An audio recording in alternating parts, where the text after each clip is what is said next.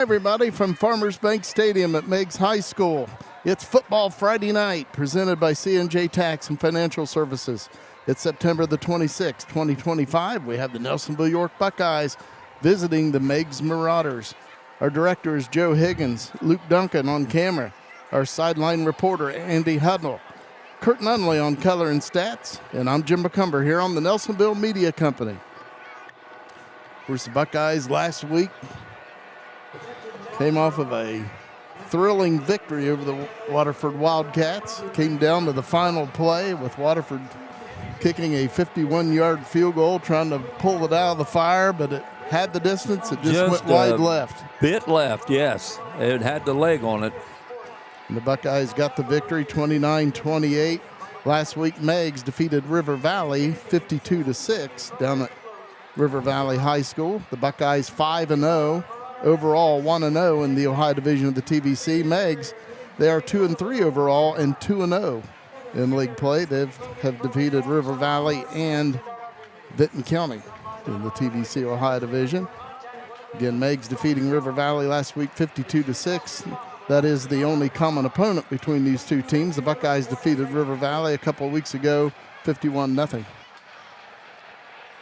Last year, Nelsonville-York defeated Meigs at Boston Field 42-14, and 2 years ago, right here at Farmers Bank Stadium, the Buckeyes defeated the Marauders 47-14. The all-time series, Nelsonville-York has won 31, Meigs has won 14, and the Buckeyes have won 23 of the last 25 games against the Marauders.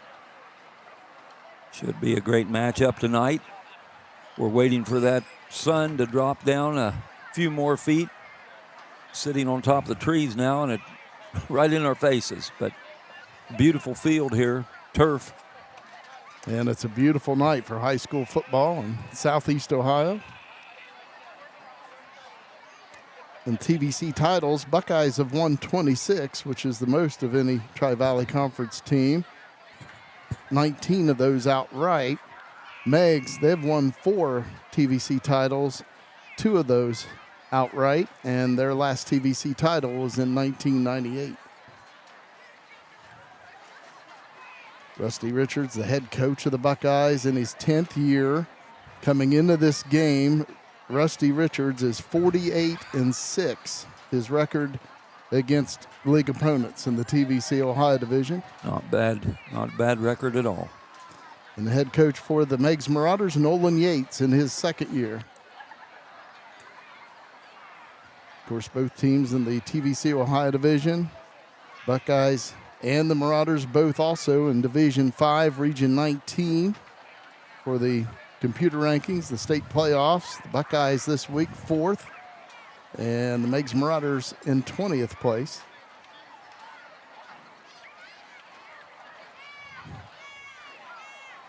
A little over 6 minutes before kickoff.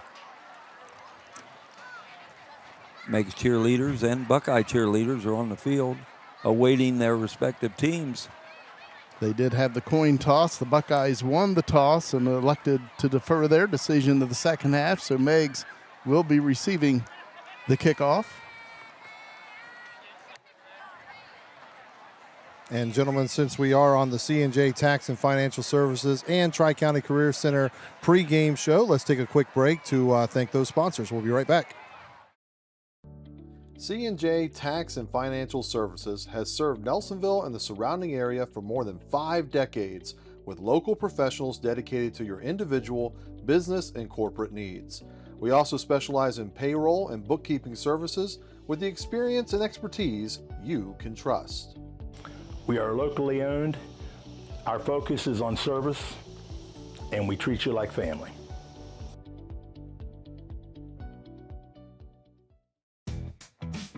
Tri-County Career Center helps students build real skills for real careers. For adults, career development and certification programs can help you reskill, upskill, or start something new fast. High school juniors and seniors can jumpstart their futures with hands-on training in healthcare, construction, media, and more. And of course, there's always fun to be had too. Visit tricounty.cc today. And we're back here at Farmers Bank Stadium at Meigs High School. Of course, the quarterback for the Buckeyes, Cameron Sullivan, coming into this game. He's 32 of 46, a .696 completion percentage. He's thrown for 465 yards, 7 touchdowns, just 1 interception. Austin Gautier coming in, the leading rusher for the Buckeyes, 82 carries, 719 yards after 5 games. He's averaging 9 yards a carry. He has 7 touchdowns. Walker Stone, 15 carries, 316 yards, 5 touchdowns. He's averaging 21 yards a carry. Dakota Cunningham, 39 carries, 266 yards. He's averaging 7 yards a carry. He has 4 touchdowns. Leading receiver for the Buckeyes, Alec Thompson, 13 catches, 240 yards, 4 touchdowns. He's averaging 18 yards a catch. Walker Stone, 6 catches, 125 yards, 2 touchdowns, averaging 21 yards a catch. Dakota Cunningham, 6 catches, 65 yards, averaging 11 yards a reception. Levi Snedden, 4 catches, 58 yards. He has a touchdown and averaging 14 yards a catch for the Buckeyes. Quarterback for Meigs, Gunnar Cleland, he comes into this game 78 of 126 for 1,074 yards. His completion percentage is .619. He's thrown for 14 touchdown passes. He's thrown 5 interceptions. The top running back for Meigs is Beckham Blackston. He has 20 carries for 204 yards, 3 touchdowns, averaging 10 yards a carry. Cooper Jude, 19 carries for 100 yards and a touchdown, averaging 5 yards a carry. Leading receiver for the Meigs Marauders, Griffin Hudson, 30 catches, 430 yards, 6 touchdowns, averaging 14 yards a catch. Isaiah Arms, 13 catches, 230 yards, 2 touchdowns, and averaging 18 yards a catch. Jacob White, 11 catches, 176 yards, 2 touchdowns, averaging 16 yards a catch. And Owen Tracy, 8 catches, 130 yards, 1 touchdown, and averaging 16 yards a catch. Just a couple minutes away from this opening kickoff here at Meigs High School. You've been rather busy getting those stats all down there. Jim and Kurt, you guys mentioned earlier the big win against Waterford last week and coming off that just emotional high, as well as pulling that fake 2-point conversion that everybody's seen now on our social media pages and on our YouTube channel. And then to avoid that kick to have the game lost that way. But now the Buckeyes 5-0, and they're coming in here against Meigs. They're trying to go 1-0 each week. What have you seen so far in these 5 games that really give you confidence in what the Buckeyes can do here tonight? I think they're improving each week. I'd like to see some more, be able to complete some more passes, but Cam Sullivan really put it on his legs last week and did have some crucial passes. Grant Elliott stepped in and threw that short pass for that 2-point conversion. But like I said, they're improving each week. And the running game, I don't know if there's any flaws in it at all. Yeah. Jim, your thoughts? And, of course, as you're saying, it seems like the Buckeyes are an all-around team with the running game and the passing game. And, of course, you have that awesome offensive line in Grady Carlson, Bertie Goodrich, Caleb Morris, Caleb Layton and Isaac Spielman, Will Odenthal, and the tight end Gavin Levy. Another thing I'd like to mention, of course, the long snapper for the Buckeyes, Caleb Morris. He does all the snapping on punts and on the field goal kicking and the extra point kicking.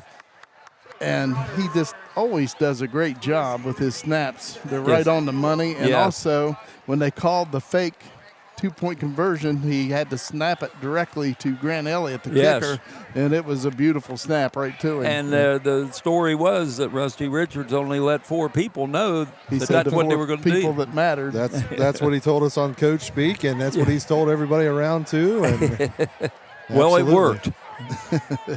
It was great. So the Buckeyes will be kicking off. Cameron Sullivan will kick it off for Nelsonville-York. He's averaging 50 yards each kickoff.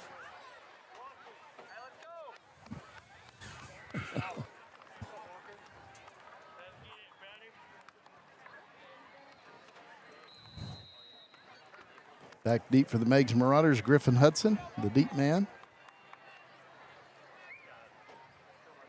Sullivan with the approach and the kick. This one a little bit shorter, lands around the 18. The ball's loose. Picked up by Beckham Blackston. Brings it to this side, and he will be brought down right around the 27-yard line. Eventually. Wow, he got about 10 more yards after fumbling that. So the Marauders with the ball first and 10 on their own 27. Dakota Cunningham with the tackle for the Buckeyes.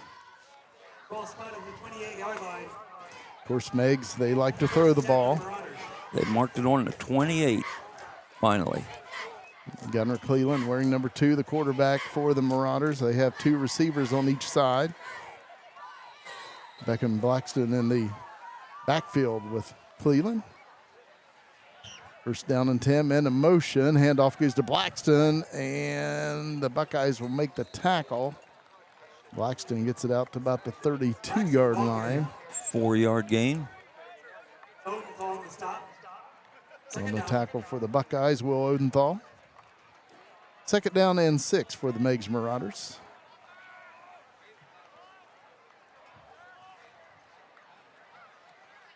Gunnar Cleveland at quarterback. Couple of receivers to each side. Cleveland takes a snap, looking to pass, throws to the side, and it's incomplete. Pass intended for Yates is incomplete. He's A little trying high. to hit Nash Yates. So it brings up third down and 6. Austin Gautier in coverage for the Buckeyes. Third down and 6 for the Meigs Marauders.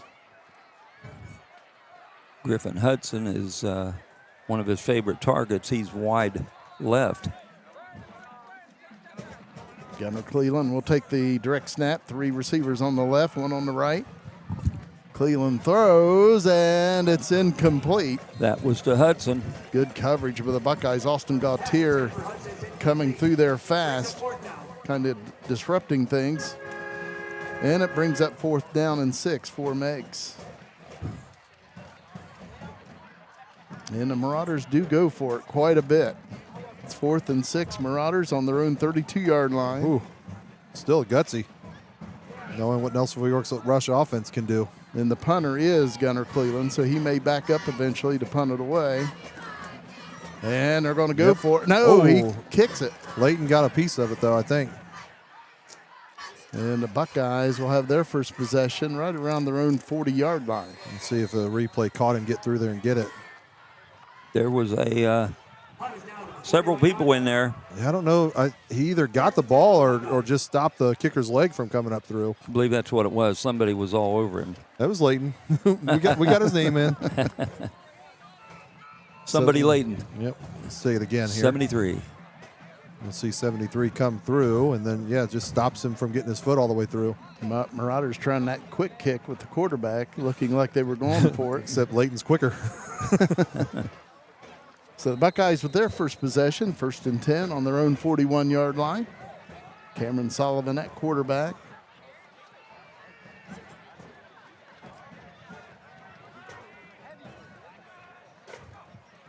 Pitch out to this side, Austin Gautier. And Gautier will get it to about the 46-yard line. Picks up close to 5. Looks like they'll spot it on the 40, gain of 4. Or on the 45, pardon me. So the Buckeyes will have a 2nd and 6. Second down.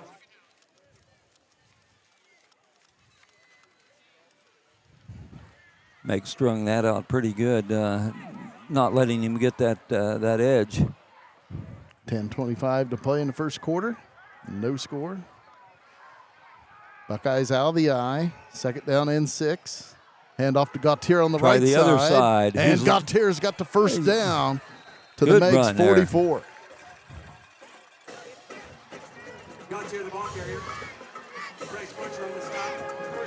First down and 10 Buckeyes. That's at an the 11-yard 44 gain. of the Marauders. Buckeyes once again out of the I formation. Cameron Sullivan at quarterback. Dakota Cunningham at fullback. Austin Gautier dots the I at tailback. Handoff to Dakota Cunningham, and he's brought down immediately. Might have made it back to the line. No line of gain scrimmage. and no loss. Second down and 10 for the Buckeyes. Buckeyes trying that quick hitter, but Meigs ready for that one. They had that. If there was a hole there, it plugged up pretty quickly. Second down and 10 for Nelsonville-York at the Meigs 44-yard line. Buckeyes out of the eye, a receiver to each side. Handoff Austin Gautier. He's tripped up. And they're going to spot it at the 42, a gain of 2 for the Buckeyes, 3rd and 8. On the stop, 3rd down. Beckham Blackston on that stop for Meigs. Buckeyes facing 3rd and 8 at the Marauder 42-yard line. The receiver on each side. Buckeyes out of the eye. Cam Sullivan, option play. Sullivan pitches it out. Nice pitch. Austin Gautier looks like he's got the first down, and he does. Going to mark it at the 33. He got it by a yard. First down and 10, Buckeyes at the 33 of the Marauders. Walker Stone now coming in at tailback.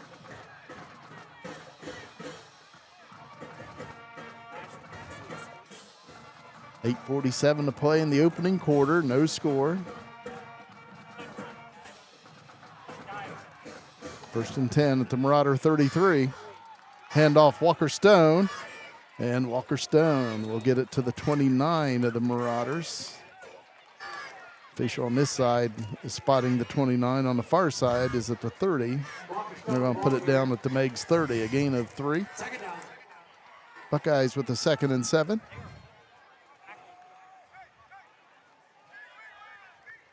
Nelsonville-York out of the eye. Handoff, Walker Stone has running room. Walker Stone, and he's gone. Stone's going to take it into the end zone from 30 yards out. And the Buckeyes, the first to get on the scoreboard here at Meigs. Buckeyes leading 6-0 with the extra point attempt upcoming.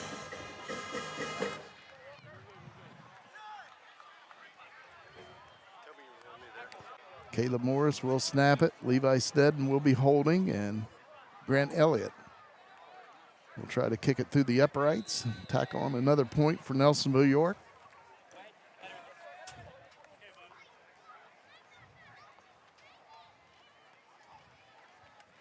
And the kick is up, and the kick is no good, off to the right. But the Buckeyes lead 6-0, 8:04 to play in the first quarter. C&J Tax and Financial Services has served Nelsonville and the surrounding area for more than 5 decades with local professionals dedicated to your individual, business, and corporate needs. They also specialize in payroll and bookkeeping services with the experience and expertise you can trust. Locally owned with a focus on community service, they treat you like family. Call C&J Tax and Financial Services at 740-753-2903. Tri-County Career Center helps students build real skills for real careers. High school juniors and seniors in Athens, Hocking, and Perry counties can jumpstart their future with hands-on training in healthcare, construction, media, and more. And for adults, the career development and certification programs can help you reskill, upskill, or start something new fast. Visit tricounty.cc today. Cameron Sullivan will kick it off for the Buckeyes after the Nelsonville-York touchdown. Deep man for Meigs is Griffin Hudson. The approach and the kick. Taken on the far side. Demetrius Tackett on the move. A flag is down. Tackle made by the Buckeyes' Jackson Blake. Demetrius Tackett, as you said, on the run. Meigs. There was a flag back here around the 30. Could be a crackback. Tackett gets it back to the 49 of Meigs, but again, a flag is down.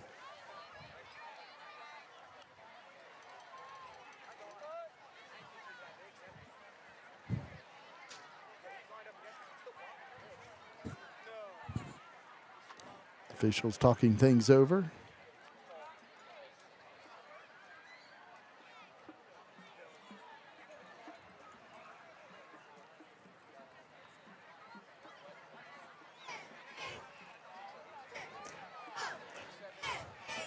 And they're going to wave off the flag. I had an idea that was what they were going to do. They discussed it at length. So the Marauders with good field position for their second drive, starting on their own 49, first down and 10.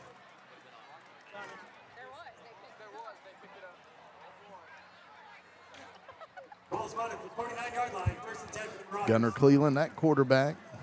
2 receivers on each side.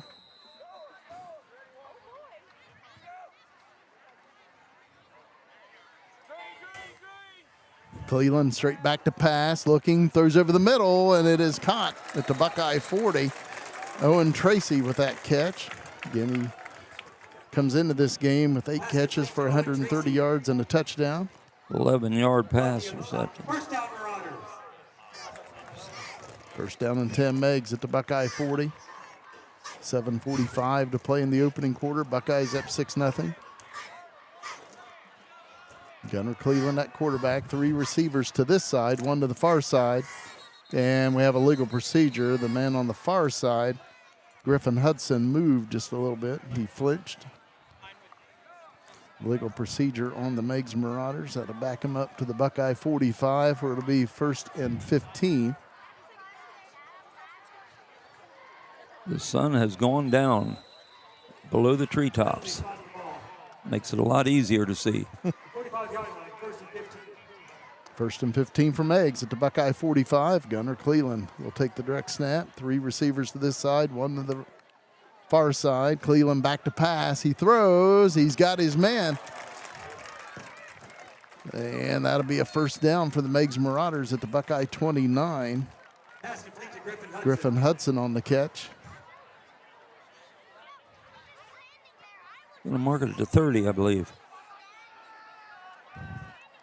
And he may be just shy of a first down, second down, and about a foot. So that was a 15-yard pass. Hudson at quarterback. Takes a snap, hands it off to Blackston. The Buckeyes right there. And it looks like he lost a little bit. It wasn't much, but it looks like he lost back close to the 29 or 31 of the Buckeyes. Gautier in the stop. Third down. Austin Gautier leading the way for the Buckeyes on that stop. -1. So now it's a 3rd and a full yard to go for Meigs at the Buckeye 31. 6:50 to play in the first quarter. Buckeyes up 6-0. 2 receivers on each side for Gunnar Cleveland.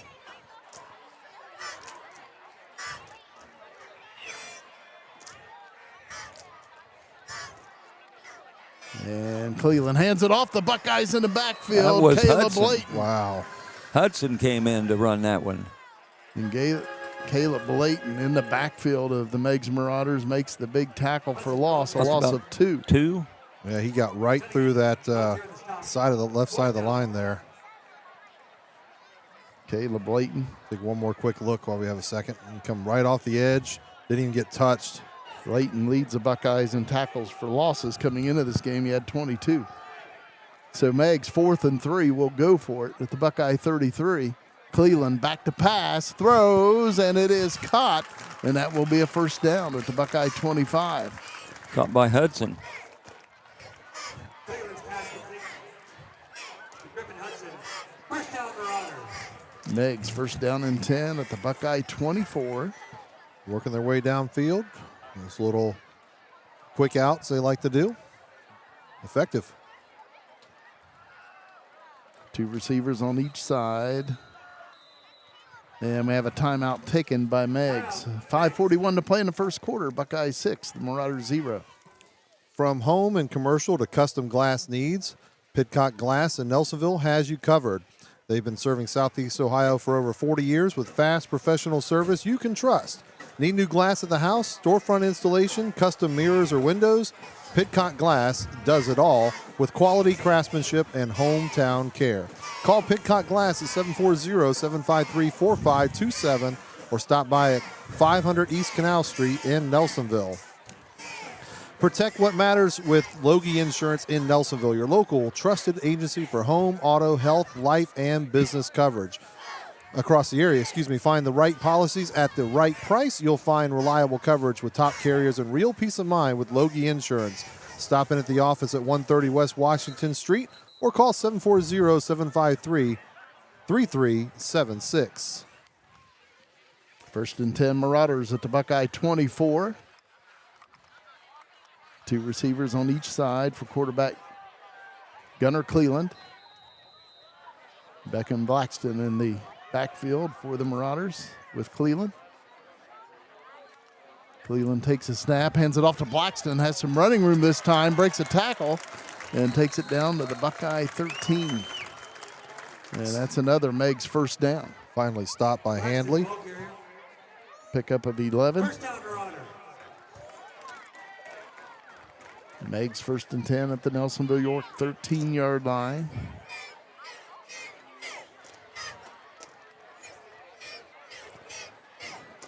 Again, Marauders 2 receivers on each side. Play clock at 12 seconds.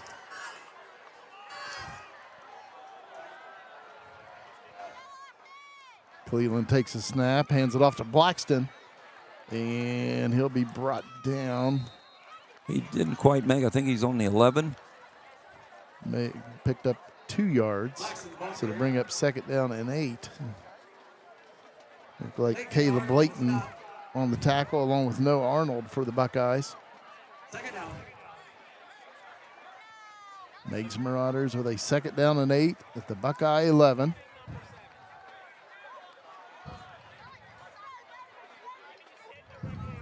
Gunnar Cleveland at quarterback, 2 receivers on each side. Takes a snap, straight back to pass looking, and he's going to be sacked. And guess who? Caleb Layton. That guy, number 73. And I neglected to mention he also leads the Buckeyes in sacks. That will be his 6th sack of the season. That was quite a loss there. One more time while we have a second. Just works his way through and make sure to bring him down. 14-yard loss. Solid tackle.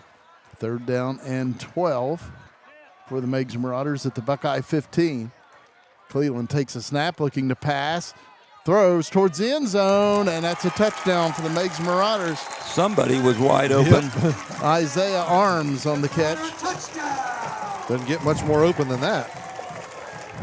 So the Marauders have tied it up, and they will now try to take the lead with either the extra point attempt or the 2-point conversion.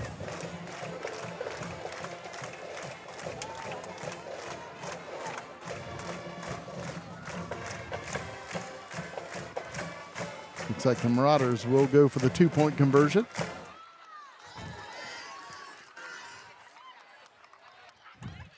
Gunnar Cleveland at quarterback, taking the direct snap. Man in motion to this side. Cleveland throws, and he hits his man. That was Nash Yates. And the Marauders lead 8-6. 3:44 to play in the first quarter. We want to let everybody know that we've got a brand new sponsor that will be joining us for the rest of the season. And if you know a business that would like to do the same, they can email nelsonvillemediacompany@gmail.com. But it's the Sech-Kar Company. Since 1988, the Sech-Kar Company in Nelsonville has provided community residential services, adult day programming, non-medical transportation, and community employment support for people with disabilities in Southeast Ohio. If you believe in meaningful work, compassionate care, and helping others thrive, Sech-Kar is hiring now for direct support professionals. Visit Sech-Kar.com to apply and become part of a mission that matters. Sech-Kar is also proud of its connection with the Nelsonville-York School District and says, "Go Bucks." Beckham Blackston will kick off for the Meigs Marauders. Buckeyes with Alec Thompson and Walker Stone back deep.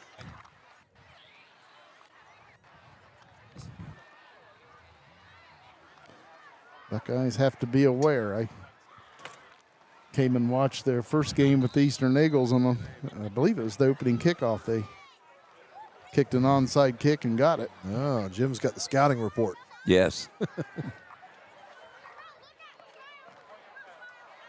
Blackston with the approach and the kick, and that will come to Alec Thompson. Crosses the 20-25. Alec Thompson on the move for the Buckeyes. And the Marauders will bring him down right around the 39-yard line. Good return by Alec Thompson. So the Buckeyes now with their second possession. Buckeyes down 2, 8-6, 3:37 to play in the first quarter. Buckeyes out of the eye, 2 receivers on the right side.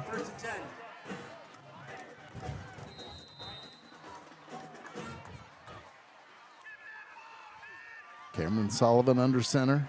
Takes a snap, hands it off. Austin Gautier running room. Austin Gautier picks up about 9 to the Buckeye 48. Good run. See the replay. He finds a hole on the right side. Good blocking in front of him. And they're putting that back on the 47. The gain Yard of shy. 8. 2 yards shy. Buckeye 2nd and 2. On their own 47-yard line. Out of the eye once again. Hand off to Dakota Cunningham, and he's running hard. He may have got the first down. Looks like just shy of the 50. Enough for the first. He was hit right around the line of scrimmage, but he got away from the would-be tackler. And Mark it at the Buckeye 49. first down and 10 for Nelsonville-York. It's a 3-yard gain. Buckeyes out of the eye, 2 receivers to this side. Holden Hodgson and Alec Thompson. Handoff. Austin Gautier. Another nice run by Gautier. He goes down at the Meigs 44 as he picks up 7 yards. Gautier the ball carrier. That's going to stop. Second down. 2:25 to play in the first quarter. Meigs leading 8-6. Buckeyes 2nd and 3 at the Marauder 44. Buckeyes out of the eye once again. 2 receivers to this side. Sullivan hands it off. Austin Gautier. And he's close to a first down. Looks like they'll spot him just shy of it. Maybe a half-yard shy. Gautier the ball carrier. Justin Klein on the stop. Third down. Buckeyes 3rd down and about a half yard to go. Need to get to the 41.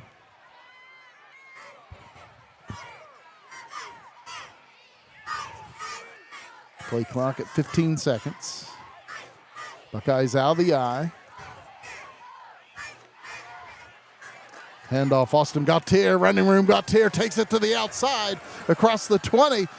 The 10 cuts it back up and is tackled at the 4-yard line. The ball came out, however, and Meigs claims they have it.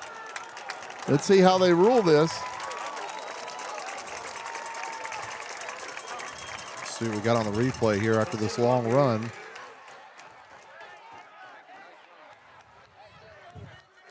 And it's hard to tell whether he was down or not. Looked like he fell on it. Let's see. I've never seen an official say it was Meigs' ball. It's down to the 4-yard line. But the Buckeye defense is out on the field and the Meigs offense. So that was a 40-yard run.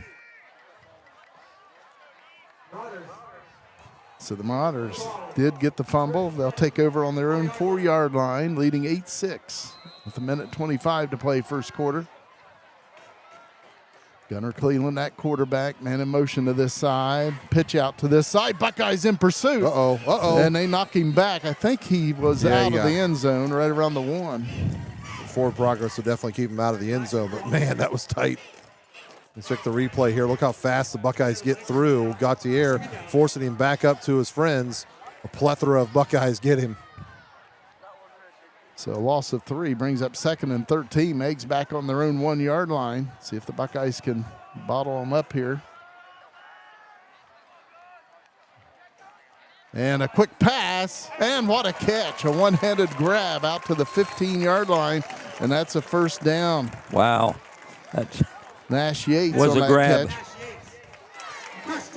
So the Marauders get out of the hole, and they have a 1st and 10 on their own 15. Clock running at 52 seconds to play in the first quarter. Meigs up 8-6.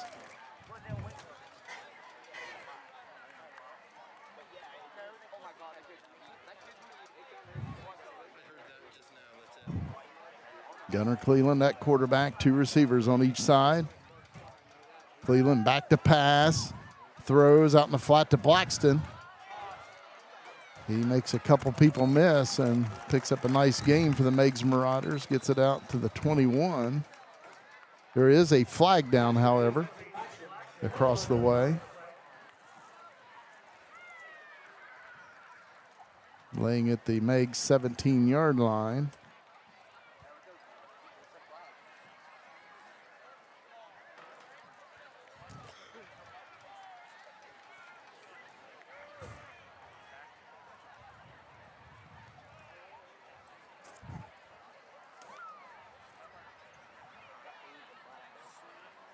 See what the call is, and they're going to wave that flag off. Huh. So a 6-yard gain? They like to change their minds. Yes. I like that, though. If they get it right, it doesn't really matter. Second down and 4 for Meigs on their own 21-yard line.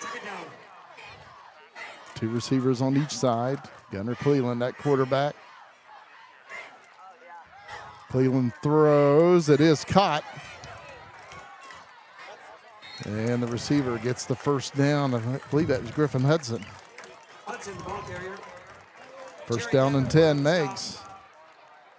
At the Marauder 26-yard line. First down,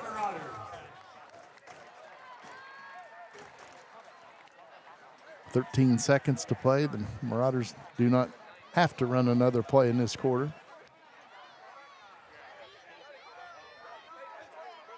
Clock at 3 seconds, and that will be the end of the first quarter here at Meigs High School. The Marauders lead the Buckeyes at the end of one, 8-6. That's the end of the first quarter. C&J Tax and Financial Services has served Nelsonville and the surrounding area for more than 5 decades with local professionals dedicated to corporate needs. Specializes in payroll and bookkeeping services and expertise you can trust. Our local service family.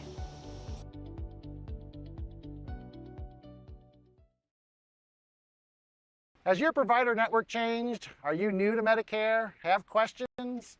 We have answers. Remember, our meeting together is free of charge. The insurance company pays me, not you. I had questions. I wanted someone local that I could sit down with together and review my options. David is now my agent. Give David Loge a call today, 753-3376. David can help in person, over the phone, and online. Welcome back to our broadcast. Score is 8-6 in favor of Meigs. Nelsonville-York with a little bit of work to do, but had a chance to score, fumbled the ball away close to the goal line. Yeah, it was a nice run by Gautier, but lost the handle on it right around the 4-yard line, and Meigs recovers. Yeah, Gautier had a 40-yard run there, but lost it at 4, like Jim said. See if the Buckeye can get a stop here. First and 10 Meigs on their own 26 as we begin the second quarter of play. Gunnar Cleveland at quarterback. Hands it off, and right there's Caleb Layton. Almost took the hand off. Yes, he did. Takes Blackston down for a loss. Looks like a loss of 4. Yeah, back again, to the just 22. got right through it and laid him out there. One more time. Yep, maybe. Maybe it wants to. Here we go. Watch how fast he gets through the line and immediately makes contact with the runner. Second and 14 for Meigs on their own 22. Gunnar Cleveland back to pass. Rolls to the right side, being pressured by Layton. Flags come in. It may be holding on the Marauders. I think it was. Pass is incomplete out at the 31-yard line. Good defense for the Buckeyes over there. Alec Thompson. And it is holding on Meigs. So the Buckeyes can take that hold or decline it and bring up 3rd and 14. See what the Buckeyes decide to do. It's declined, so the Buckeyes will decline it and bring up 3rd down and 14. Meigs on their own 22. 3rd down.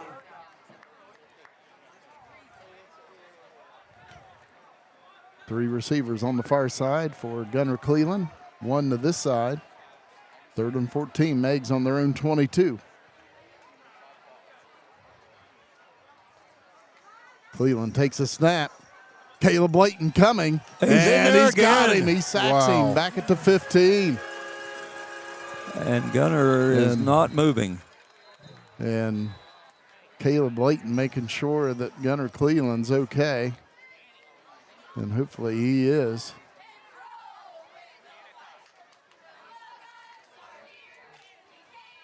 So we'll take an injury timeout. 11 minutes, 2 seconds to play in quarter number 2, and Meigs leading 8-6.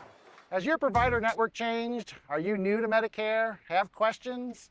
We have answers. Remember, our meeting together is free of charge. The insurance company pays me, not you. I had questions. I wanted someone local that I could sit down with together and review my options. David is now my agent. Give David Loge a call today, 753-3376. David can help in person, over the phone, and online. My name's Dee Dee Loge, and I'm owner of Pidcock Glass in Nelsonville, Ohio. If your home is in need of 1, 2, or even up to 12 vinyl replacement windows, Pidcock Glass can help.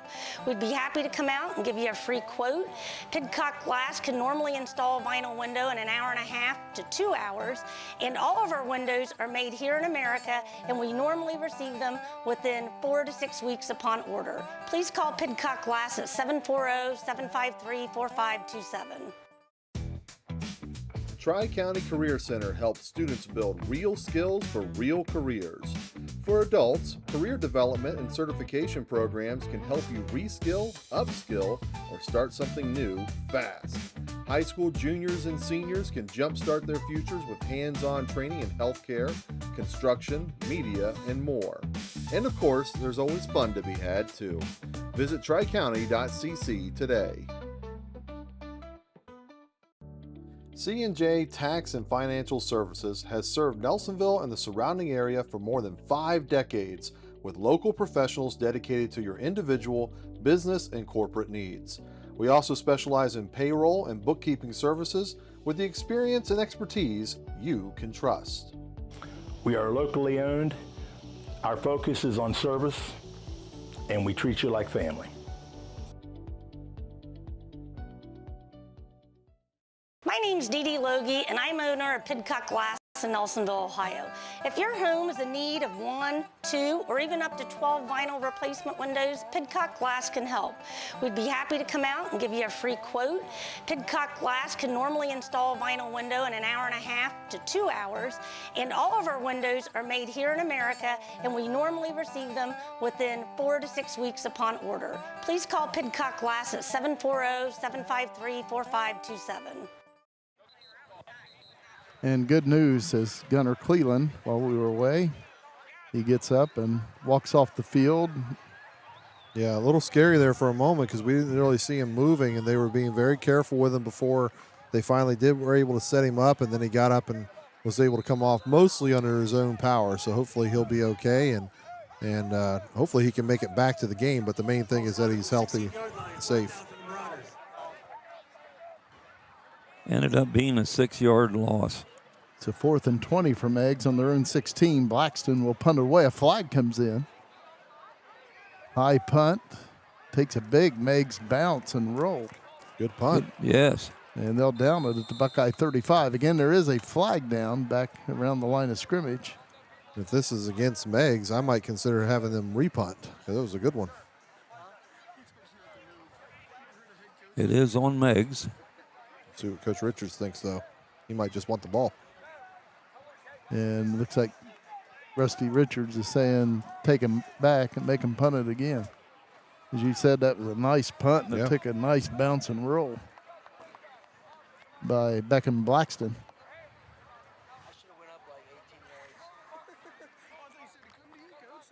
Buckeyes looking for better field position than they got there, so they'll back them up and have them punt again. Alec Thompson and Walker Stone back deep for the Buckeyes, standing right around the 50.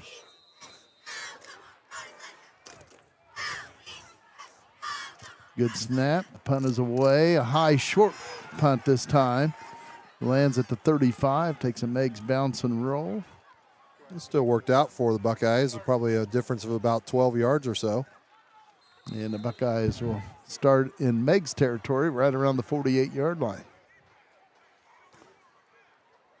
Again, Caleb Layton on that big sack on third down on Gunner Cleveland. And Caleb Layton, a class act. He's always checking on a player when he gets hurt, even for the other team. And he's on a knee across the way, and you could tell he felt bad about it. He's obviously a great football player for the Buckeyes. Sure. But it's great to see that he does have a heart, too. Oh, absolutely. He's a great kid. Absolutely great kid. Great kid to talk to, good conversationalist, and he'll tell you what he feels. First down and 10 Buckeyes. Solomon back to pass, dumps it off. Dakota Cunningham, he steps out of bounds at the Meigs 42. He picks up 6 yards. Pass complete to Cunningham. See the replay here. Sullivan will drop off, look over, got him nice and clean in the flats. That is Sullivan's first pass attempt this evening. Good for 6 yards. Buckeyes how the eye. Second down and 4. Handoff, Austin Gautier. He's got the first down and more. Takes it to the Meigs 30-yard line, picks up about 12. Once again, nice run, and I like that the Buckeyes went right back to him after the fumble, letting them know that they still have full confidence in their standout running back. Walker Stone now in at tailback.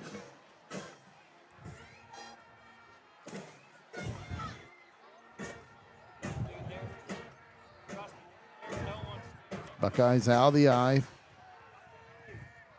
Handoff, Walker Stone on the left side trying to get the edge, but the Marauders will bring him down right around the line of scrimmage. Thought he might get that edge all the way. Stone the ball carrier. No gain on the play, brings up second and 10 for Nelsonville-York at the Meigs 29. 9:20 to play before halftime. Meigs 8, Nelsonville-York 6.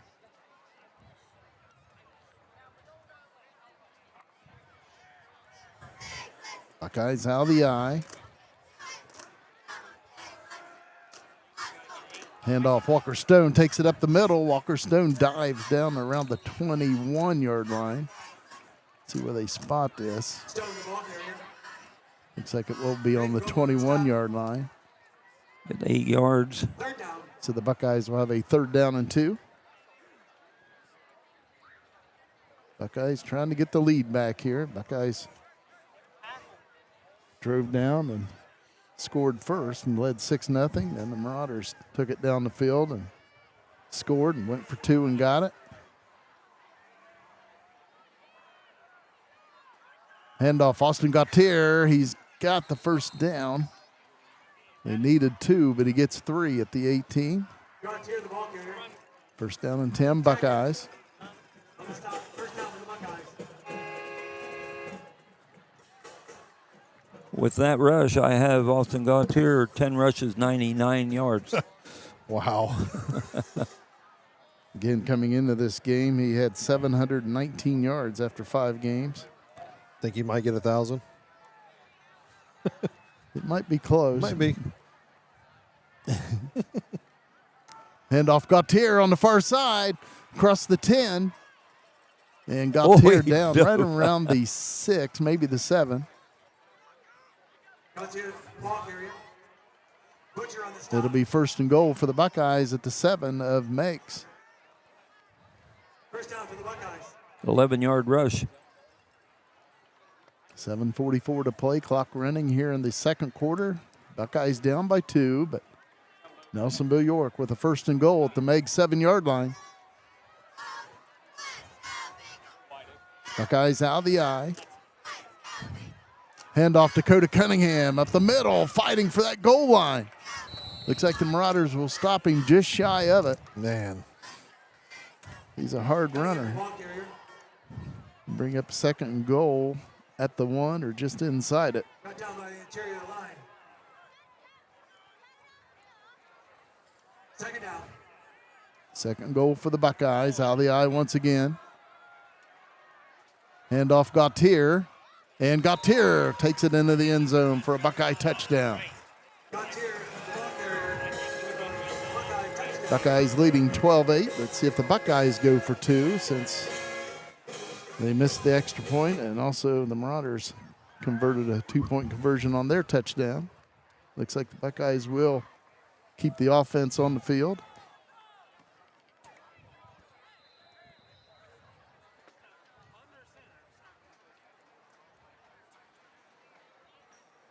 Buckeyes going for the 2-point conversion. Out of the eye, a receiver on each side. Sullivan takes a snap, fakes the pitch, throws, and it's incomplete. Threw it a little behind Alec Thompson. He tried to pull it in, but it falls incomplete. The 2-point conversion attempt fails. The Buckeyes leading the Marauders now 12-8, 6:59 to play, second quarter.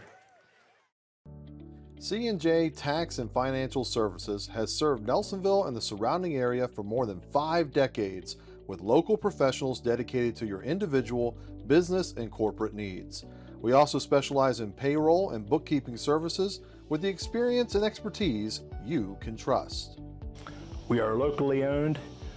Our focus is on service, and we treat you like family.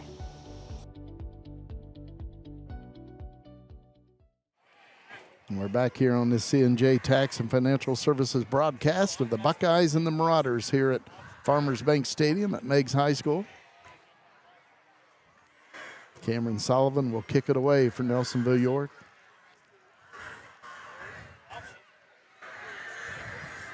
Deep man will be Griffin Hudson.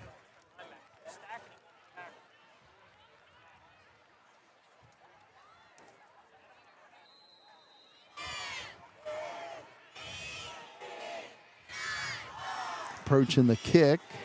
Comes to this side. Taken right around the 18 by Demetrius Tackett. And he gets forced out of bounds right around the 33-yard line where the Marauders will have a first down and 10. Let's keep an eye to see whether Cleveland can make his way back out there or not. I believe he's still sitting on the bench with the trainers. Yes, he is. You know, they may be holding him for evaluation for a bit. Maybe can sit out the rest of the half and see whether he's able to go the second half. So the quarterback will be Nash Yates for the Meigs Marauders. 2 receivers on each side. First and 10, Marauders on their own 33. And Yates immediately looks to pass, dumps it off to Blackstone, but a little low and falls incomplete. Pass intended for Blackstone. Is incomplete. Second down. Marauders trying to get him a little short pass to break him in a little bit. Yep. It looked like he either thought the receiver would be up a yard or so, or the receiver thought he was going to throw it a little behind it. Either way, falls incomplete.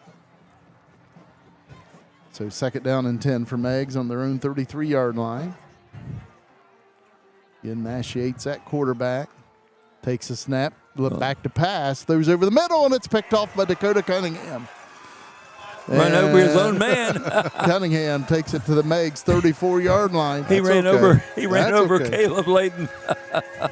That's unusual. Not many people get to do that, so he took advantage. Let's check the replay. Oh. Back to pass, throws it right over the middle, and Cunningham ready for it. Pulls it right out of the air. Pushes Mr. Layton away, says, I got this. So turnovers are even at 1 apiece now. Buckeyes losing a fumble, and now Meigs throwing an interception. And then also great field position as a result. Buckeyes first and 10 at the Meigs 35, 6:47 to play before halftime. Buckeyes up 12-8.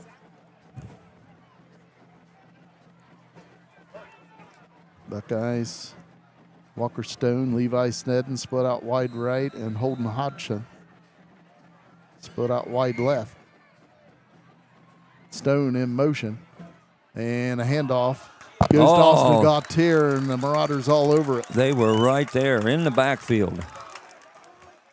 Gautier, the ball carrier. Loss on the play for the Buckeyes. A loss of 3 yards brings up 2nd and 13. Second down.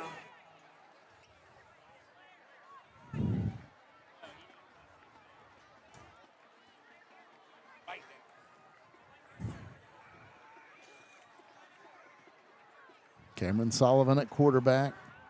2nd and 13 Buckeyes. Rolls to the far side, throws down the field, and it is caught by Holden Hodgson right around the first down marker. Let's see if he got enough or if he's just shy. Holden Hodgson. Looks like, let's see where they spot it. And it is a 1st down and 10 Buckeyes. It's a nice play on 2nd and 13 after the loss. Yep, and right to the marker. Cameron Sullivan to Holden Hodgson. How many yards was that? 13. All right. 1st and 10 Buckeyes. At the Meigs 25. Cameron Sullivan keeps it himself. Sullivan brings it to this side. And he'll be brought down right around the 22. He picks up 3 yards. 2nd and 7 for Nelsonville-York. 5:50 to play in the first half. Buckeyes leading 12-8.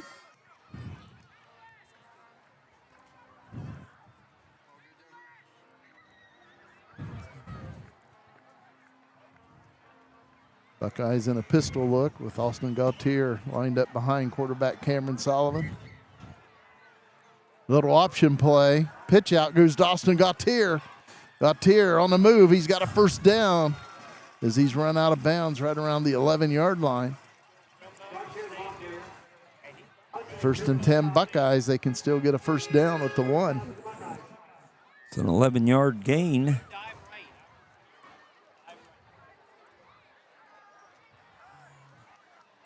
Good decision there by Sullivan to make that pitch when he did. He drew in the defense, and they had no choice but to respect him the way he runs as well.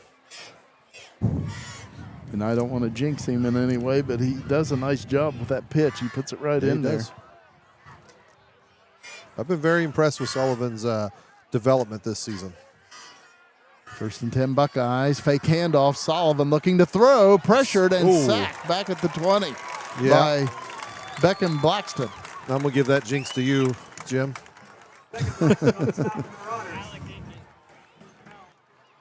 Thought he was going to spin out of that for a minute.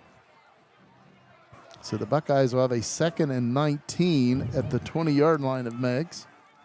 Again, the Buckeyes can get a 1st down at the 1-yard line.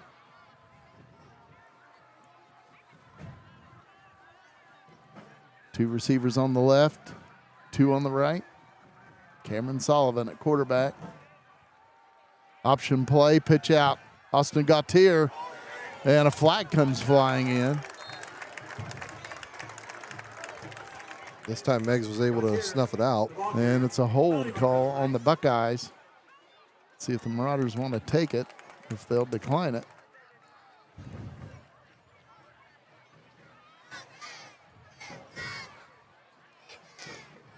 And then the Marauders will take the penalty. Takes the Buckeyes back to the Meigs 30-yard line, where it will be 2nd down and 29 at the Meigs 30. 4:18 to play before halftime. Buckeyes leading by 4. Buckeyes trying to get a 2-score lead, but they're going the wrong direction right now.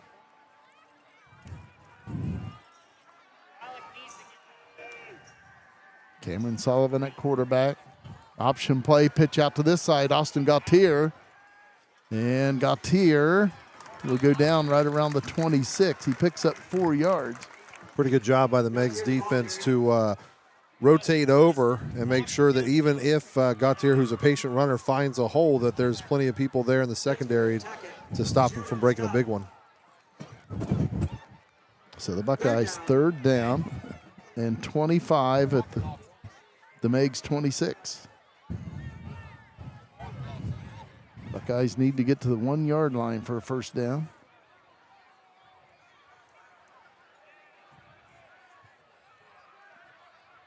Buckeyes 3 receivers on the left, 1 on the right. Sullivan straight back to pass, being pressured. Throws towards the end zone, and it's broke up. Trying to hit Alec Thompson, and the Marauders knock it away. Wow, it was there. Intended for Thompson is incomplete. Ian Metzger. Stop. They said that was Ian Metzger on that stop for Meigs. And the Buckeyes, 4th down and 25 at the Meigs 26, will go for it. Of course, if you punt the ball, you only pick up 6 yards if it goes into the end zone. Looks like max protection here. A little screen pass. Walker Stone takes it to the right side, and he's brought down by Beckham Blackston. Looks like more of just a safe play to keep anything else from happening, and then see if he could break one, but at the same time get field position in your favor. So the Marauders will take over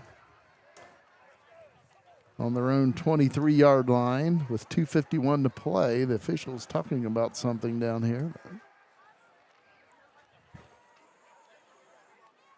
2:51 to play in the first half. Buckeyes leading 12-8.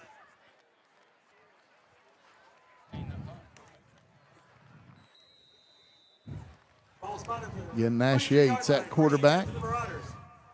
Couple receivers on each side.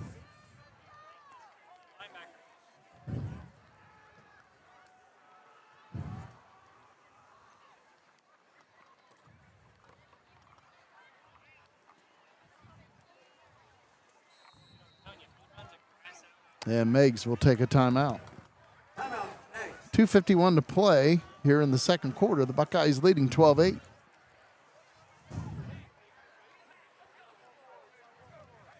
Since 1988, the Sech-Kar Company in Nelsonville has provided community residential services, adult day programming, non-medical transportation, and community employment support for people with disabilities in Southeast Ohio.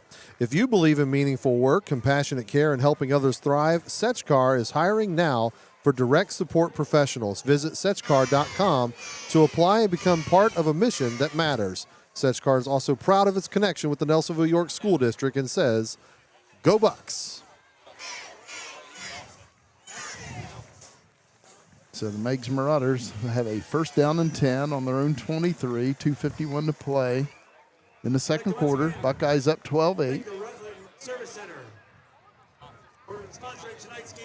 Gunnar Cleveland standing on the Meigs sidelines. He does not have his helmet with him. Nash Yates at quarterback for the Marauders. Couple receivers on each side. And a handoff to Blackston. And short gain on the play of a couple yards for the Meigs Marauders to the 25. Brings up 2nd and 8. Blackston, the ball carrier. Loge on the stop. 2nd down. Noah Loge on the stop for the Buckeyes. Noah Loge coming into the game, leading the Buckeyes in tackles with 51. 2nd down and 8 for Meigs. On their own 25-yard line. Yates takes a snap, hands it off at the middle. The Buckeyes right there. Not much doing. May have picked up a yard to the 26. Tackett, the ball carrier. Cunningham on the stop. Demetrius Tackett 3rd down. on the carry. 3rd down and 7 for the Marauders on their own 26. Clock running, 1:50 to play. Imagine if the Buckeyes hold them here. Nelsonville-York will take a timeout. Yates at quarterback, 3rd down and 7. Throws out in the flat on the right side, and the receiver catches it, but he's brought down immediately. Yeah, Austin Buckeyes. Gautier and Alec Thompson all over it. Yeah, right there and ready for it for sure. And the Buckeyes do call a timeout, 1:30 to play here in the second quarter. The Buckeyes up 12-8. The replay you see there, Nelsonville-York more than ready for it. while we have a moment, want to let people know, too, I believe this is still in effect for kids on campus beginning at Nelsonville-York on October 6th, and the application is still available. You can pick those up in the school office. But the kids on campus will be held from 2:30 to 5:30 p.m. for grades 6 through 12, Monday through Thursday. You can grab, like I said, grab an application to the school office. They offer academic support, snacks, transportation, flight club, gaming club, Dungeons and Dragons, food activities, art, and more. And again, you can pick up an application at the school office. It starts October 6th. Beck and Blackston will punt it away for Meigs. Punt is away. Low liner. And nice punt by Blackston. It takes a big bounce and roll, and they down it at the Buckeye 25. Nelsonville-York will have a first down and 10. It'll be on the Buckeye 26, actually. Minute 20 with 2 timeouts. Yeah, the Buckeyes with 2 timeouts remaining. Meigs with 1.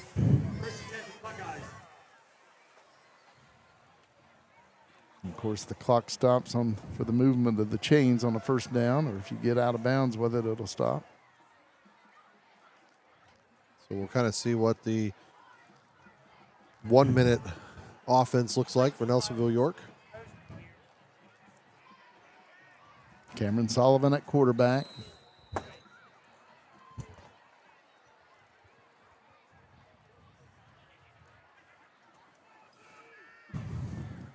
Sullivan throws. It is caught. Holden Hodgson trying to break away, and he's brought down at the 30. Picks up 4 yards. Clock running. 1:08 to play before halftime. Get back pretty quickly here. Cameron Sullivan takes a snap, rolls to this side, throws, and it's caught. Alec Thompson dives out of bounds to stop the clock right around the 34. And the Buckeyes will have a third down and about 2. Clock stops at 55 seconds.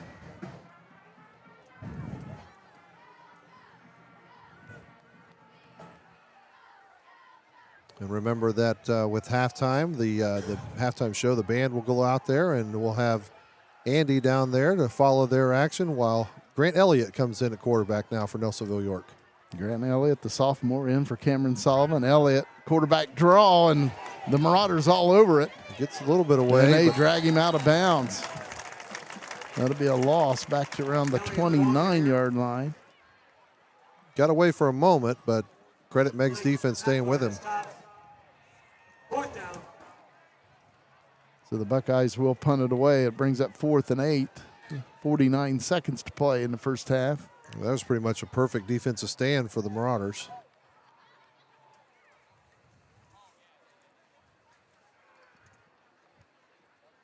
Griffin Hudson back deep for Meigs.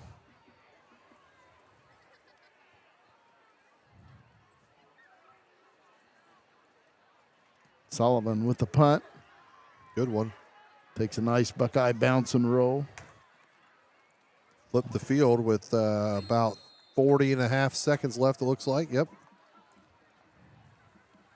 About a 46-yard punt for Cameron Sullivan. Meigs will have it on their own 27, first down and 10. 40 seconds to play. They have 1 timeout remaining here in the first half. Punt is down at the 27-yard line. First and 10 for the Marauders. Nash Yates at quarterback.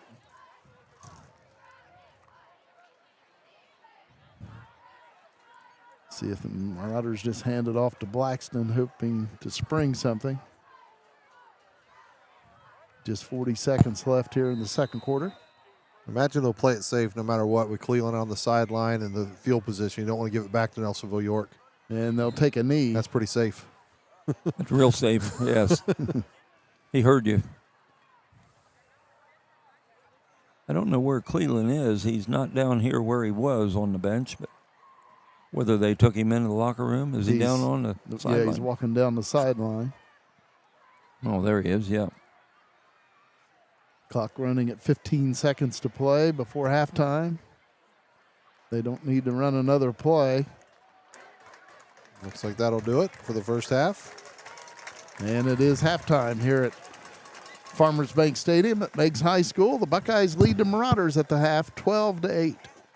We'll take a quick break, and on the other side, it will be the C&J Tax and Financial Services and Tri-County Career Center halftime show. And, of course, it will feature the Nelsonville-York Marching Band. We'll be right back. C&J Tax and Financial Services has served Nelsonville and the surrounding area for more than 5 decades with local professionals dedicated to your individual, business, and corporate needs. We also specialize in payroll and bookkeeping services with the experience and expertise you can trust. We are locally owned. Our focus is on service, and we treat you like family.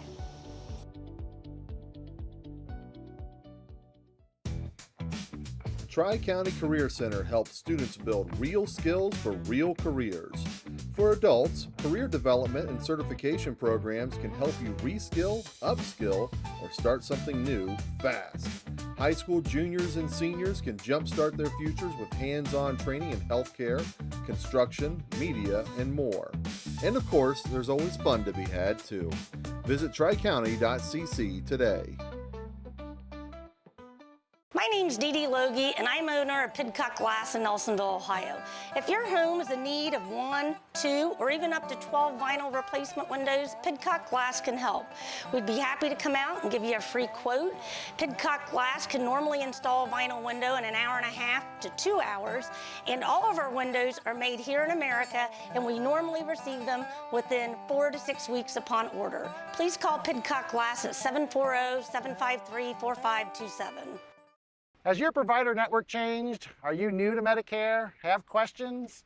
We have answers. Remember, our meeting together is free of charge. The insurance company pays me, not you. I had questions. I wanted someone local that I could sit down with together and review my options. David is now my agent. Give David Loge a call today, 753-3376. David can help in person, over the phone, and online.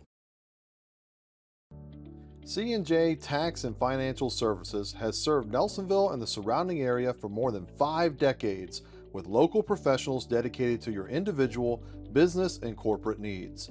We also specialize in payroll and bookkeeping services with the experience and expertise you can trust.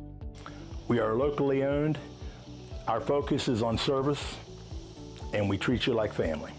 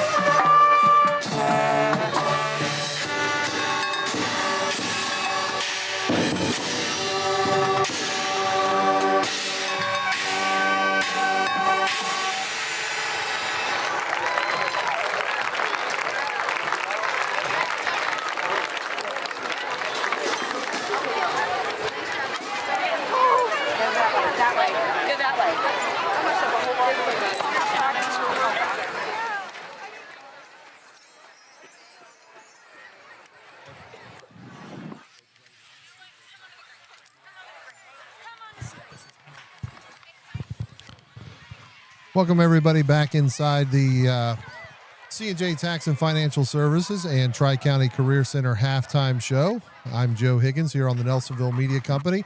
Want to thank Andy Hudnall for getting those great sideline shots there and following the band. He does a wonderful job, and as of course does the band. The Nelsonville-York band will be in competition tomorrow at Watkins Glen, I believe, and I think they play around 12:15.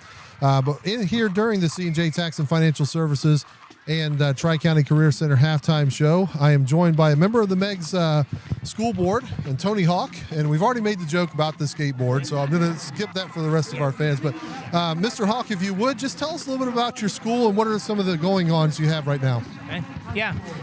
Thanks for having me on here. Our school, Meigs High School's been here since 1967. The school here is around 51 years old, and we built the middle school behind us back in 2004, the middle school, and then along with the elementary school, been about 2004. We also have the Rio Grande Center behind us, so it was big and long time in working to get everything here, but I just, love it here, love the facility, and Excellent. So we got a great ball game going on right now as well. You're up here on the top of the press box with us and doing some filming of your own for the school here. It is 12-8 here at halftime with about 11 minutes or so before we'll get back to the second half action. But your band is performing out there now.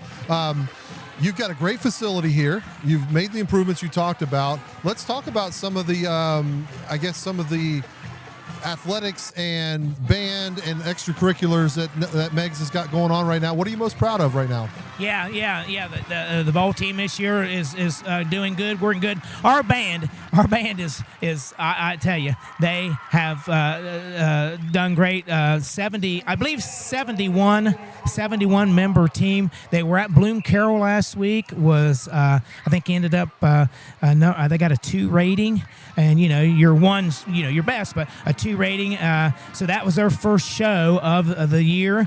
And tonight, as you see here tonight, this is our alumni band from 1967 to last year. So this is always a fun time. Alumni on the River, as we have it, our homecoming here, 2025 homecoming. So the band and our baseball facility has been upgraded, as you can see behind us. It was a couple years ago.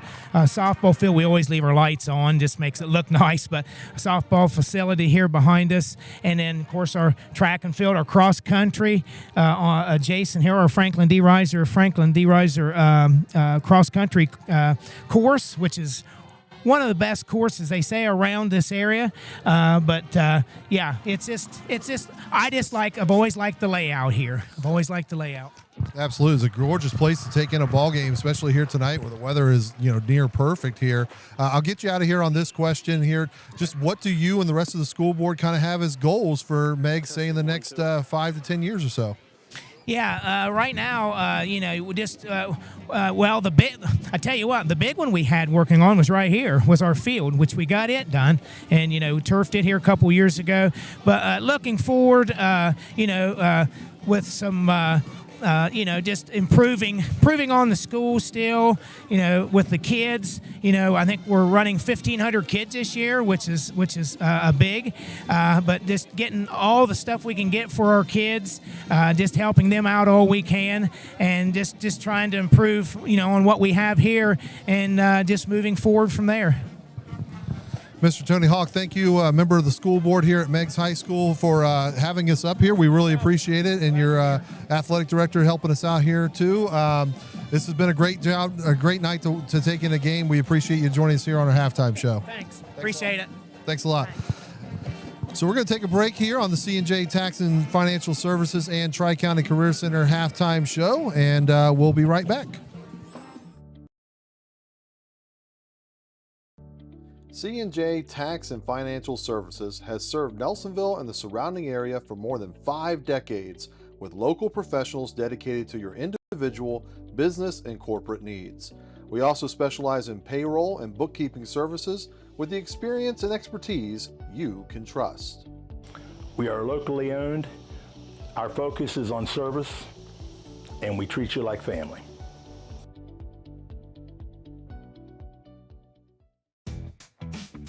Tri-County Career Center helps students build real skills for real careers.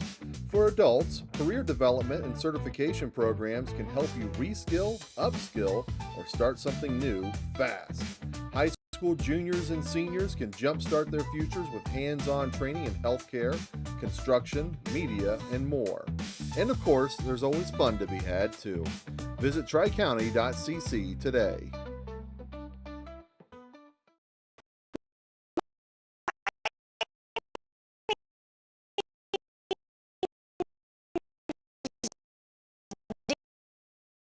Has your provider network changed? Are you new to Medicare? Have questions? We have answers. Remember, our meeting together is free of charge. The insurance company pays me, not you. I had questions. I wanted someone local that I could sit down with together and review my options. David is now my agent. Give David Loge a call today, 753-3376. David can help in person, over the phone, and online. My name's Dee Loge, and I'm owner of Pidcock Glass in Nelsonville, Ohio. If your home is in need of 1, 2, or even up to 12 vinyl replacement windows, Pidcock Glass can help. We'd be happy to come out and give you a free quote. Pidcock Glass can normally install a vinyl window in 1.5 hours to 2 hours, and all of our windows are made here in America, and we normally receive them within 4 to 6 weeks upon order. Please call Pidcock Glass at 740-753-4527. Tri-County Career Center helps students build real skills for real careers. For adults, career development and certification programs can help you reskill, upskill, or start something new fast. High school juniors and seniors can jumpstart their futures with hands-on training in healthcare, construction, media, and more. And of course, there's always fun to be had too. Visit tricounty.cc today. C&J Tax and Financial Services has served Nelsonville and the surrounding area for more than 5 decades with local professionals dedicated to your individual, business, and corporate needs. We also specialize in payroll and bookkeeping services with the experience and expertise you can trust. We are locally owned. Our focus is on service, and we treat you like family.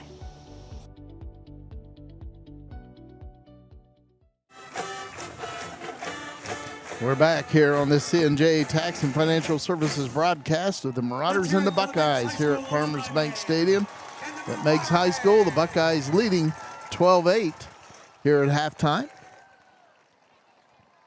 It is the C&J Tax and Financial Services and Tri-County Career Center halftime show. Andy Hudnall waiting on the sideline to get Coach Richards when he comes in, and as soon as he does, we will go to him for that. In the meantime, the score is 12-8 at the break. I believe Nelsonville-York will have it coming out. Is that right, Jim? Yes, the Buckeyes won the toss and elected to defer their decision to the second half. So fairly well played first half. Nelsonville-York, really the only major blunder was the fumble there inside the red zone that kind of stopped what was sure to be a scoring drive. But then the main question here for Meigs is whether their quarterback Cleveland will be able to come out and play this second half. We did see him walking around a little bit. Hopefully he was evaluated enough to be able to go from there. It does look like Andy is ready on the sideline. So, Andy, we're going to switch down to you and take it away. Thanks, guys. Coach, very physical first half. What did you see on that? I guess what can you look for second half adjustments? You know, we just got to play clean. We had a couple missed protections. We had a sack. We had a fumble after a 30, 40-yard run. And we had a little busted coverage down here on the goal line. So we just got to play a lot more clean. We're going to come out right here and run the football. And we're going to go out and put a touchdown on here and try to get a 2-score lead here. All right, Coach. Good luck in the second half. Guys, back up to you. Thank you, Andy.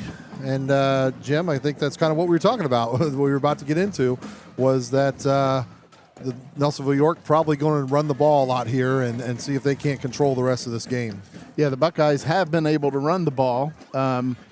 Again, they've just had a couple mistakes, as was mentioned, on protection and those kind of things, but also the fumble.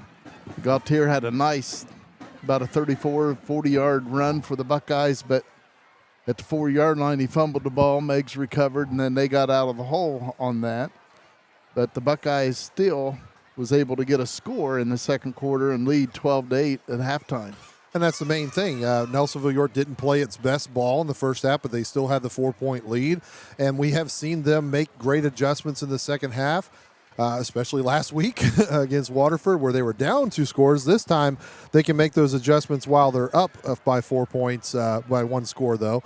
And we'll see what the adjustments are. And it sounded like ground and pound. Yes. Which is not a bad idea when you've got those running backs of Austin Gautier, Dakota Cunningham, Walker Stone, and a quarterback who can run the way that Cam Sullivan can as well. And I the like offensive that. line. Yeah, and the offensive line, who I think you've got their names there that we'll get to as well. But Nelsonville-York is loaded this year. It's really just a matter of, can they play the way they need to play consistently? Because when you get to so this is 2 weeks in a row, we haven't seen the greatest efforts in the first, I don't want to say effort, but performances in the first half. You're not going to be able to afford that in playoffs. Once they get to that level, they got to be playing their best from the start of the game. I think Nelsonville-York obviously knows that, and they have time to make those corrections and get to that point. But I think it should start sooner rather than later and see how they adjust here in the second half.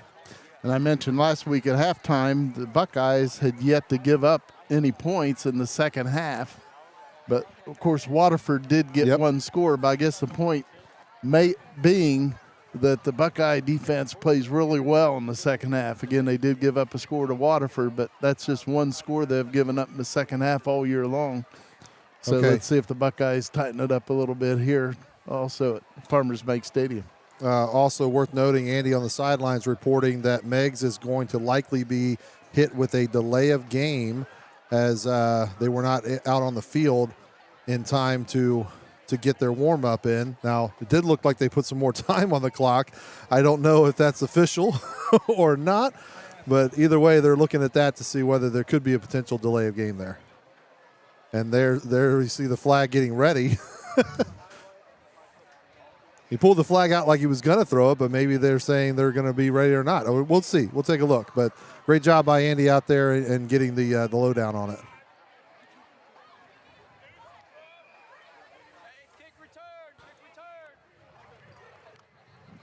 Captain's meeting at midfield. We're going to cut down to Andy's camera there, see if he can't peer in and get the conversation.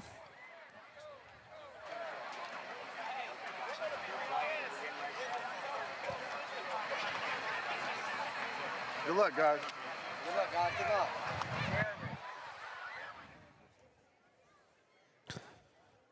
Great job, as always, by Andy. Again, the Buckeyes will be receiving the second half kickoff. Buckeyes will get the ball first here to begin the second half. Buckeyes up 12-8.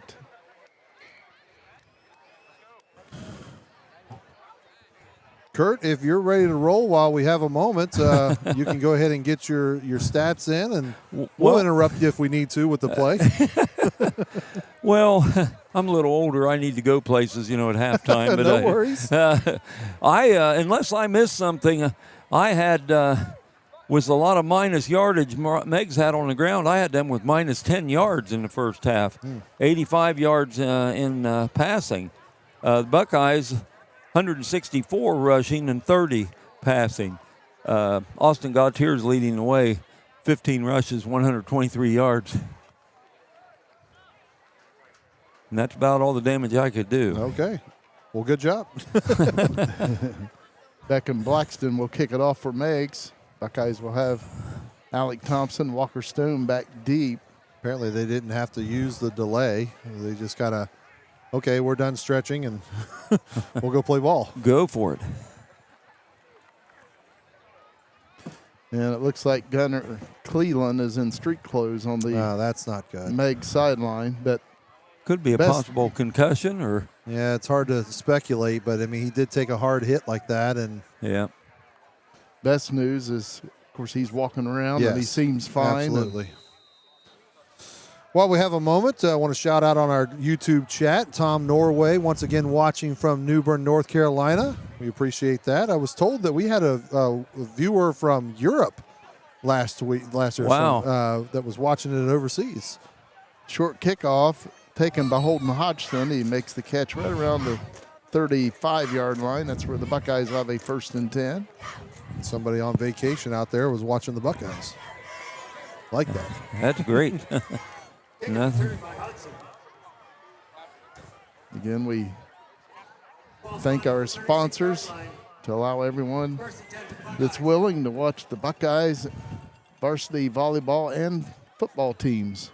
And tonight's sponsors, C&J Tax and Financial Services, Tri-County Career Center, Pidcock Glass, Loge Insurance, and our newest, the Sech-Kar Company. I'm sure Merv and Amy Davis are down in Florida listening in. Amy just had knee replacement surgery. Well, we wish her the few best. Days ago, Merv posted. And up to Gautier, running room, Good and a run. flag comes flying in the Buckeye backfield. Gautier, the ball carrier, get the Jude, and stop. Penalty marker in play. And it's holding on Nelsonville-York. That's not a good start.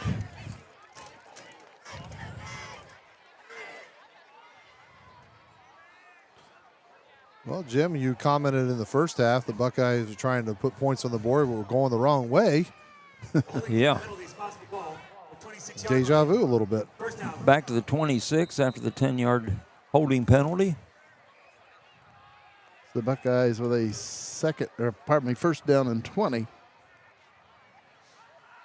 Fake handoff. Sullivan looking. Throws long down towards Gavin Levy, and it's intercepted.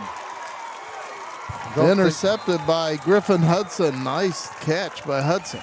I don't think Levy ever saw it. I think he thought it was going to go to the outside. It was thrown to the inside. And Meigs there to pick it off. So the Buckeyes now with 2 turnovers in the game. Fumble and an interception. The Marauders with an interception.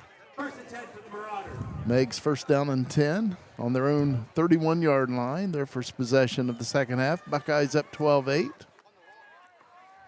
Nash Yates at quarterback for the Marauders.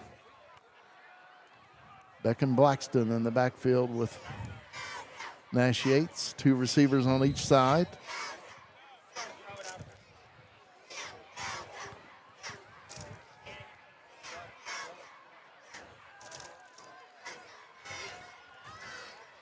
Man in motion, Hudson. And he'll take the handoff around the right side. Buckeyes in pursuit, and he'll go down for a loss.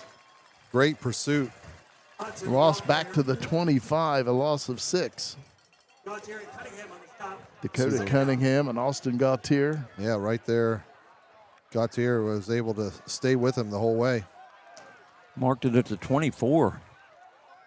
So 2nd down and 17 for Meigs. 1 minute deep into the 3rd quarter of play. Buckeyes leading by 4. Nash Yates at quarterback, 2 receivers on each side. Hudson in motion. And he'll take the handoff. Not much doing there. A gain of 1 to the 25. And brings up 3rd and 16 for Meigs.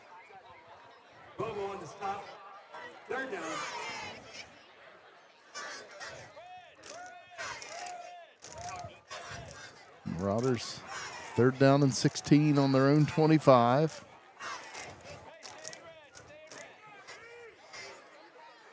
Nash Yates at quarterback. 3 receivers on the right side, 1 to this side.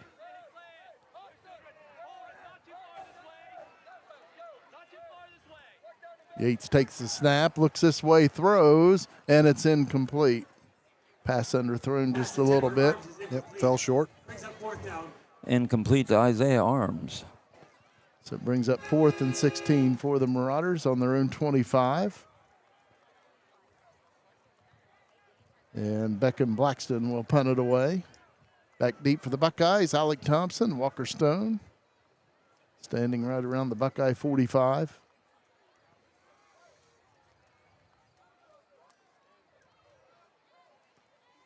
Good snap.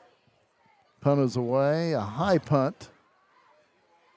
Lands at the Buckeye 47, takes a Buckeye bounce actually back into Meigs territory, and Nelsonville-York will have a 1st and 10 at the Meigs 48. Another shout out on our YouTube chat. Ethan McCombs, a Nelsonville-York graduate, watching from Kansas City, Missouri. We appreciate that. Going national and global, guys. Yeah. So the Buckeyes have had a couple opportunities to grab a 2-score lead. Let's hope the third time's a charm here. Buckeyes 1st and 10 at the Meigs 48, leading 12-8. 9:54 to play in quarter number 3. Buckeyes out of the eye. Handoff. Austin Gautier has running room. Gautier to the Meigs 36-yard line. He picks up 12, and it's a Buckeye 1st down. And they'll spot it at the 35, a gain of 13.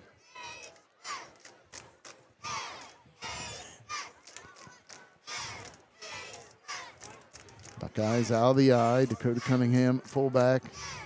Austin Gautier at tailback. Handoff to Gautier on the left side. Marauders in pursuit, and they bring him down for a loss. Nice tackle.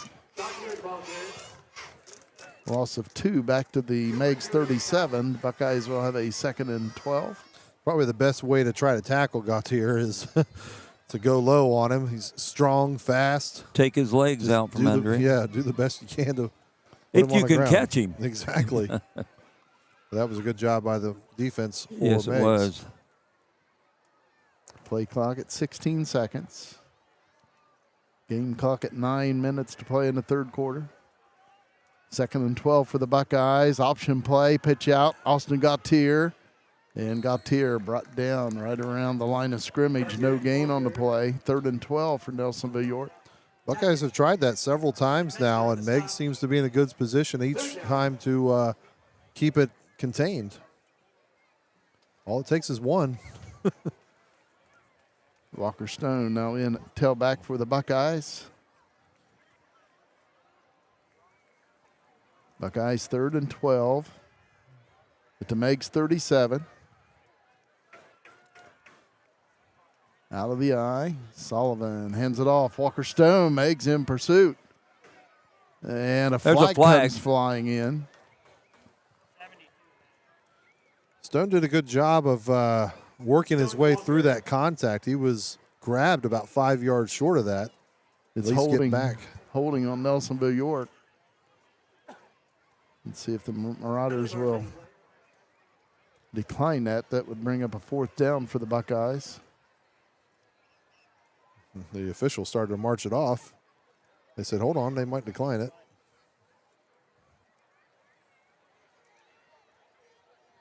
So the penalty is declined.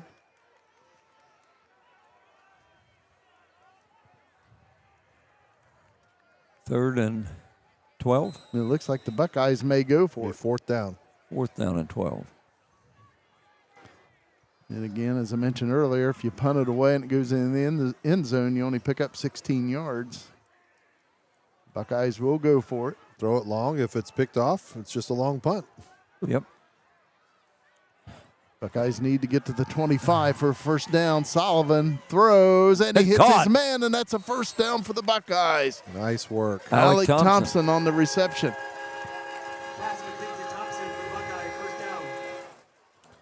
Nice play on 4th down by the Buckeyes. Cameron Sullivan, Alec Thompson. Sullivan, nice throw. He was rolling out and made that throw. I like seeing 22. I talked about the development of Cam Sullivan a little earlier, but now when you're developing 14. into a clutch player as well with your arm, because we know he's clutch with his legs, but to do it with his arm now and Thompson hauling that in, that's key. Buckeyes at the 22 of Meigs. Handoff. Dakota Cunningham. Oh, wow. Takes it down to about the 16-yard line. He picks up 6. Very good run here. You'll see on the replay, he plants his foot and then shoots up the gap. Watch here. He'll stop on a dime, plant up, move through the gap, and take out a defender on his way. Good job by Cunningham. That's another 8 yards. 2nd and 4 for the Buckeyes at the 16 of Meigs. Okay. Option play, pitch out to Gautier. The Marauders in there. And they make a tackle for a loss. A flag is down on the play. You know, you wonder, too, whether all these options could be setting up the option pass. If Meigs keeps keying in on it, they might try to throw over top with Gautier. He's thrown the ball this season before. Flag. Couple flags. Yeah, there's 2 flags there around the 19, 20-yard line. Luke zooming in on our officials there. We're going to see whether we can lip read. Well, the ball and all the play was over the other side of the field. The flag was down here. Yeah, maybe we have 2 different penalties here since it's taking a little while. Since there's 2 flags on the field.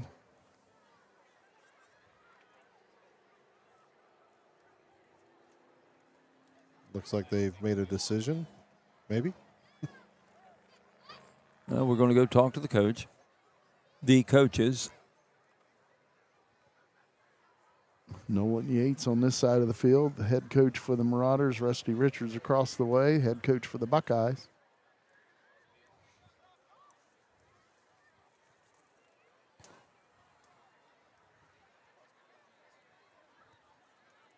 And you'd think if there was a penalty on each team, it would be offsetting, and you just. Or are they going to wave it off? They've already waved off 2 tonight. Makes you wonder. We're going to find out here shortly. So both penalties are on the Buckeyes. Yep. Holding was declined.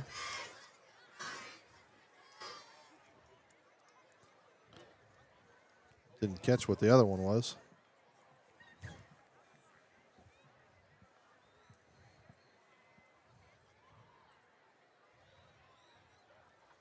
Either way, the official's going to take a walk. Yeah, well, the ball be a 15-yard penalty. The ball was on the 16. And that takes it to the Meigs 31-yard line. Buckeyes will have second down over again.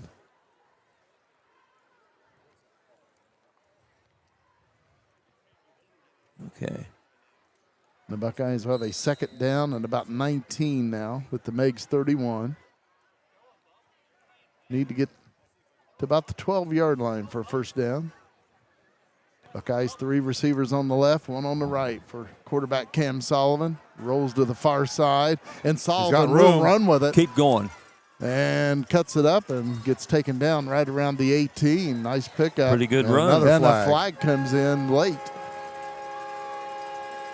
Let's check the replay here. Look at all this green in front of him. Great job working his way up past the 20. Looks like the penalty's on the Marauders this time, and it's a personal foul on Meigs. So that will give the Buckeyes a first down, I believe. Let's see. So he got to the 18.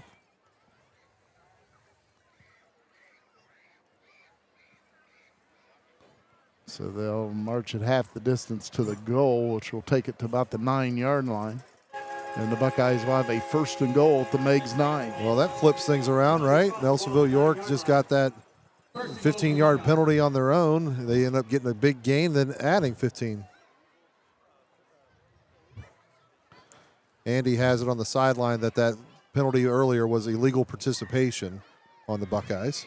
Appreciate that. And, of course, now this one being the personal foul against Meigs, which is going to set the Buckeyes up. Was that first and goal? At the 9-yard line of the Marauders. Buckeyes out of the eye. Handoff goes to Gautier. Gautier running hard. He's into the end zone for a Buckeye touchdown from 9 yards out. Check the replay here. He burst it through there, that speed. And then once he makes contact, the power took over. Gautier packs a punch there. Yeah. Runs hard. You know, usually you have those stereotypical, you have a speed guy, you have a power guy, and you kind of put that as Gautier as a speed guy and Cunningham as a power guy, and then Stone as the X factor. But those 3 backs all will hit you hard, and they will all run fast. Buckeyes trying to convert the extra point here. Caleb Morris will snap it. Levi Stedden holding, and Grant Elliott attempting the extra point. And the kick is up, and the kick is good. 6:26 to play in quarter number 3 here at Meigs High School. The Buckeyes 19, the Marauders 8.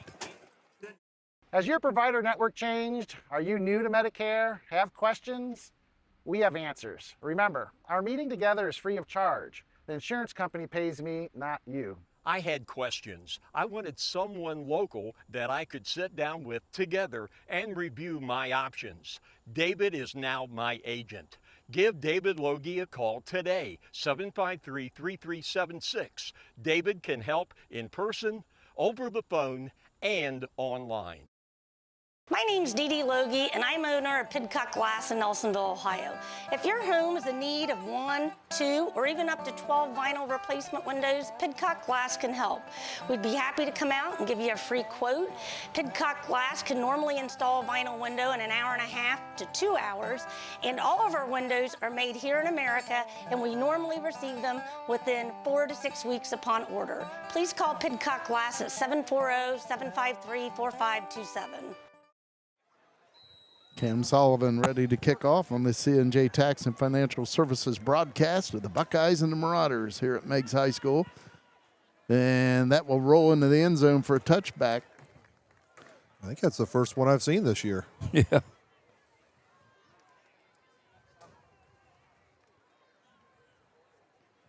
And the Meigs Marauders will have it on their own 20-yard line, first down and 10.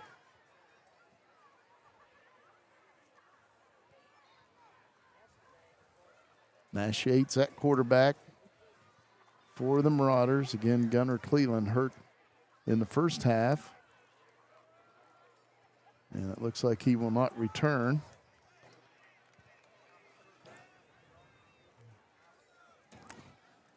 First and 10 Marauders at the 20.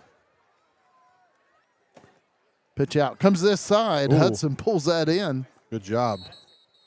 Gets tackled right around the 21, picks up a yard. That's good hands for sure.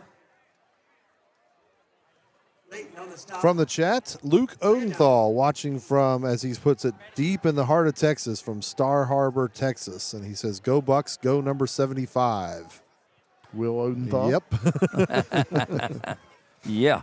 Big number 75 for the Buckeyes. What a great young man Will Odenthal is. Great on the field and off. Yates, he drops the ball. Uh-oh. And he Just goes had to fall down on with it. Right around the 14. That's a loss of about 6 yards. And Caleb Layton was bearing down on him too, so good choice. Just jump on the ball. Loss of 7. They put it on the 11? On the 14. 14, yeah. Like you said, 7. It's a third down and about 16 for the Marauders. Meigs, 3 receivers split out to the far side, 1 to this side for quarterback Nash Yates.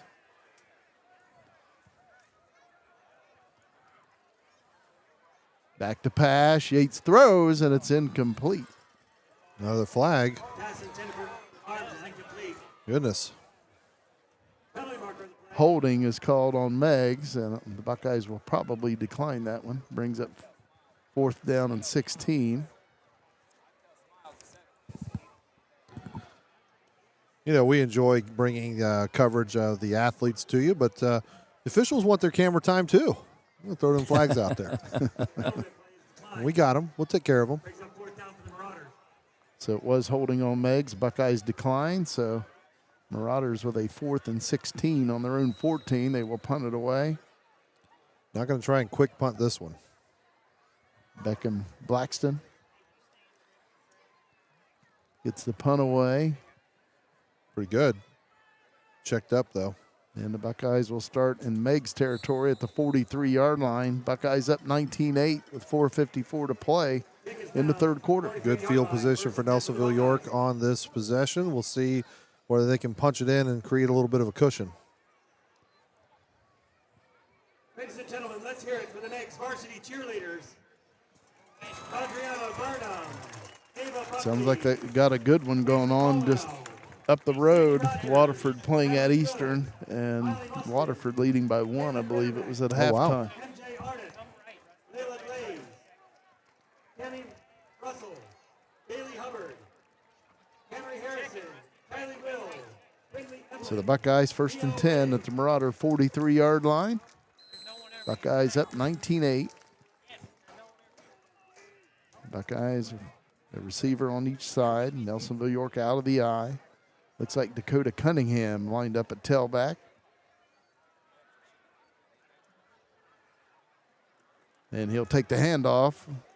And he's knocked down right around the line of scrimmage. No gain on the play. Submarine tackle once again. Beckham Blackston on the stop for Meigs. He's had a good game for the Marauders. Running the ball and making tackles. Also the punter. Meigs playing a good game, despite the loss of their quarterback. Buckeyes 2nd and 10 at the Meigs 43. Handoff. Dakota Cunningham has running room this time. He's still going. Jeez. On the ball ball goes out. The Buckeyes all over it at the Meigs 30. It will be a first down for Nelsonville-York. 52 Morris, Caleb Morris, the center on the recovery. Good job here. Look, Cunningham just working so hard, but then loses the handle as it was pulled out by the Marauder defense. But again, Morris, great job jumping on top of it. 1st and 10 Buckeyes at the Meigs 30. So the line opens the hole for him, and then they got his back again. That might be a steak dinner right there. Man, he carried 3 people with him, at least the last 4 or 5 yards. Yeah, Cunningham is so strong. Hand off Dakota Cunningham once again and takes it to the Meigs 21-yard line. Questionable hit. A little late. Looks like he'll spot it at the 22, and the Buckeyes will have a 2nd down and 2. That's number 8, another 8-yard gain. See on the replay again, hits that hole with a burst and it just rolls through, and then took a little bit of a later contact there. I don't think Cunningham is bothered by that. No. Austin Gautier back in for the Buckeyes. Had success up the middle 2 straight times. Buckeyes 2nd and 2 at the Meigs 22. Handoff Austin Gautier. He gets close to the first down, but he's short of it. Picks up a 1.5 yards. Buckeyes will have a 3rd and about a half yard to go. So good job by Meigs defense to adjust there as they suspected it would come up the middle, and it did. It just went to the left side. They were ready for it. Buckeyes 3rd and about a half yard to go. Inside the Marauder 21-yard line. Nelsonville-York out of the eye. And Sullivan keeps it himself, and he's got the first down for the Buckeyes. Good job by Cameron Sullivan. Picks up 3 yards to the 18. Sullivan, the ball carrier. Buckeyes playing at the pace they want to play at. Coach Richards told Andy Hudnall on the sideline they were going to run the ball. He meant it. 1st and 10 Buckeyes at the 18 of the Marauders. 19-8, Nelsonville-York leading. 2 minutes, 4 seconds to play in the 3rd quarter. And a fake reverse. Gautier keeps it, cuts it up, and a flag comes in. I like the play call. Holding on the Buckeyes. Don't like the hold, but I like the play call. The ball carrier. Penalty marker on the play. Holding on Nelsonville-York. That hurts. Buckeyes with a lot of penalties tonight, and they've turned it over a couple times. Back to the 28.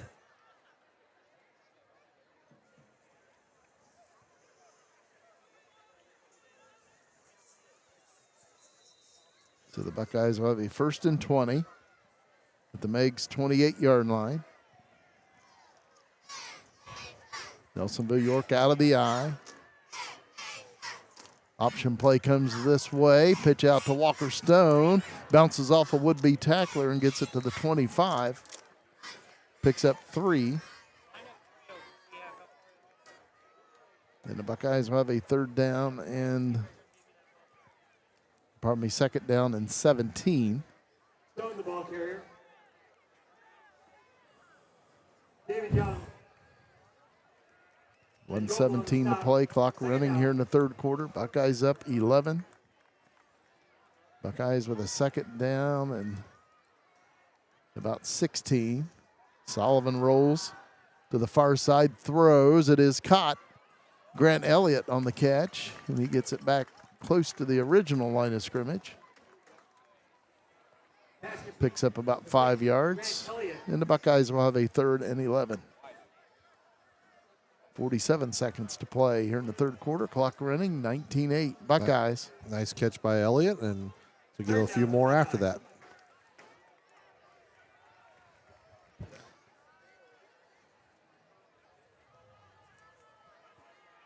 Of course, the Buckeyes have a couple plays to pick up 11 yards here in 4-down territory. Buckeyes out of the eye, a receiver on each side. Pitch out. Gautier looking to throw. And all alone. Touchdown, Buckeyes. There it is. Who's your receiver there? It was thrown to Alec Thompson. Down in the corner. Alec Thompson with Great that touchdown catch. reception. 19-yard TD. That's what we were talking about earlier, that they kept running this option play. This time they throw it just to the halfback and let him throw the ball, and it works out for a touchdown. You called it. It was doing it too often, right? He kept doing it. He was definitely setting up something, and it worked out. So keep doing it. Coach Rusty Richards knows what he's doing. Buckeyes attempting the extra point. Good snap. The hold is down. The kick is up, and the kick is no good. Off. But the Buckeye lead is 25-8 with 14 seconds to play, third quarter. Since 1988, the Sech-Kar Company in Nelsonville has provided community residential services, adult day programming, non-medical transportation, and community employment support for people with disabilities in Southeast Ohio. If you believe in meaningful work, compassionate care, and helping others thrive, Sech-Kar is hiring now for direct support professionals. Visit Sech-Kar.com to apply and become part of a mission that matters. Sech-Kar is also proud of its connection with the Nelsonville-York School District and says, "Go Buckeyes." Also want to let people know that, 8th grade students, October 3rd, there it is, October 3rd is the day you need to have your first payment in to be considered to go to the Washington, D.C. trip. First payment is $140. They need it by the October 3rd date to find out how many people are going to go, because the travel company won't take them if they don't have enough students. So make sure you get in and get that first payment in there. The total payment for the trip is $680, broken down into several payments, one a month from November to February. You can sign up at prodigystudenttravel.com with the passcode NYDCA. As you see, the kickoff goes there. Griffin Hudson on the return, gets it out to the Meigs 29. And just to put a bow on it, the trip is going to take place March 18th through the 20th, and the school is working on scholarships and fundraising to hopefully lower that cost. But again, letting you know what the total max could be at this point. And let's send our students back to Washington, D.C. for the 8th grade trip. 25-8, Nelsonville-York in the lead. 7.3 seconds left here in this third quarter. Nash Yates at quarterback for the Marauders. A couple receivers on each side. Meigs 1st and 10 on their own 29-yard line. Hudson in motion. And he'll take the handoff straight up the middle, but the Buckeyes right there. Looked like that was a 1-yard loss back to the 28.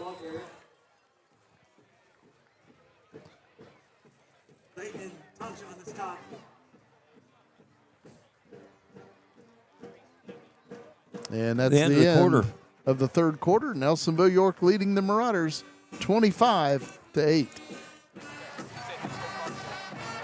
Let's switch it down to Andy and check out the cheerleaders and the band playing on. We'll get them in this timeout for the quarter break here at Nelsonville-York at Meigs.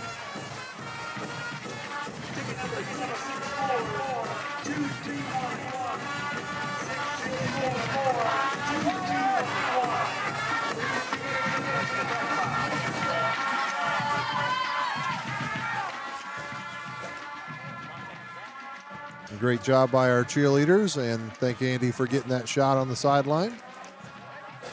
Well, guys, the Buckeyes wanted to run it that quarter. They certainly did. Yes, indeed. Buckeyes putting up a couple touchdowns in that third quarter to get the lead a little more comfortable. Buckeyes only leading by 4 at halftime. Now they lead by 17. And you talked about it. They make adjustments at the halftime. That's what they do. And now they got to see if they can salt this thing away in the fourth quarter. But let's not put anything past Meigs. They've played a great game here tonight. Again, despite the loss of their quarterback, Cleland, who went down about, midway through the second quarter? I believe so. But he is at least out there, and we saw him in street clothes, but he is at least out there. So hopefully he's able to get back this season and play again.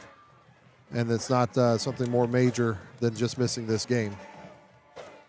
Again, he seems fine walking up and down the sidelines. This is a great sign for sure. So we're ready to begin the final 12 minutes here at Farmers Bank Stadium at Meigs High School. Marauders 2nd and 10 on their own 29. Handoff. Gain of maybe a yard, maybe 2 to the 31. On the carry that time was Cooper Jude. Brings up 3rd and 8 for the Marauders. Third down. YouTube chat is firing up here. We've got someone watching from their easy chair on Poplar Street in Nelsonville, Philip Metcalf. got a little jealous about all these other places that we were calling. Trust us, we love Nelsonville just as much, if not more, than anywhere else is watching. Yates back to pass, throws. It is caught. And the Marauders are going to get a first down. That was Jeremiah Martin on the reception. Pass complete to Jeremiah Martin. Also on the chat here, one of my good friends, Matthew Dolly, checking in, he says, from the Space Coast of Florida. So go Buckeyes.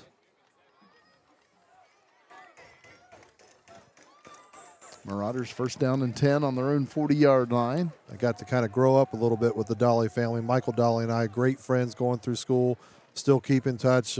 Consider him a brother in the Dolly family. Brothers as well. We thank for their support. Yates throws, and it is complete for a pickup of about 4 out to the 44-yard line. Great job by Gautier right there on it. Second down. Jeremiah Martin on that reception once again. 2nd down and 6 for the Meigs Marauders on their own 44-yard line.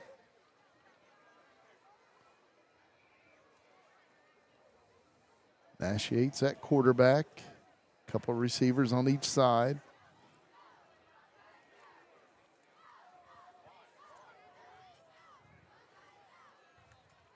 Yates back to pass, dumps it off to Jude, but incomplete. It's incomplete. Couldn't quite gather it in. Third down. Brings up a 3rd and 6 for the Marauders. 10 minutes, 1 second to play in this game. The Buckeyes 25, the Marauders 8. Just a beautiful night for football here in the Valley. Can't think of any other place I'd rather be than on top of this press box. It's a great view. Yeah, yes, it is. View. Yates back to pass, gets away from pressure. Flags come in. May have a holding on. Yeah, I think they were keeping Caleb Layton down as he was trying to get up.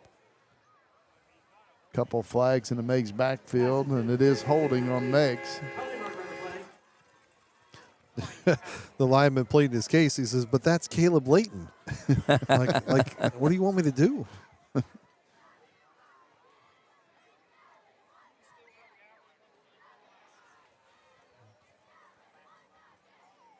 Caleb Layton making his presence felt. Yeah, I mean, here tonight, as always. I would hold him too and pinch him and whatever I could do to keep him from getting through, tie his shoes together. So the Marauders will have a 3rd down and 16 back on their own 34-yard line. Good throw. And it's incomplete. Good hit by Alec Thompson. Yep. Hit him just as the ball got there. Owen Tracy, the intended receiver, on the Meigs sideline. 4th down and 16 for the Marauders.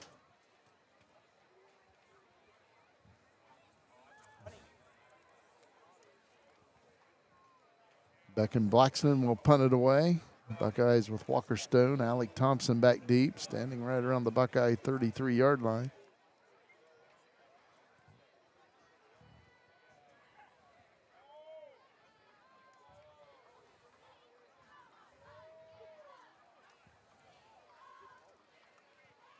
Good snap. And the kick is away. Really short, but straight up. And takes a Meigs bounce, and it will go into Buckeye territory. Man, that's something else there. That could have been really bad, but Marauders down at the Buckeye 43-yard line. Caleb Layton was coming right up in the middle after that punt, and I don't know if that kind of I don't know, but it went threw straight him up off a little bit because Blackston's been punting the ball. Yeah, he has. Really well.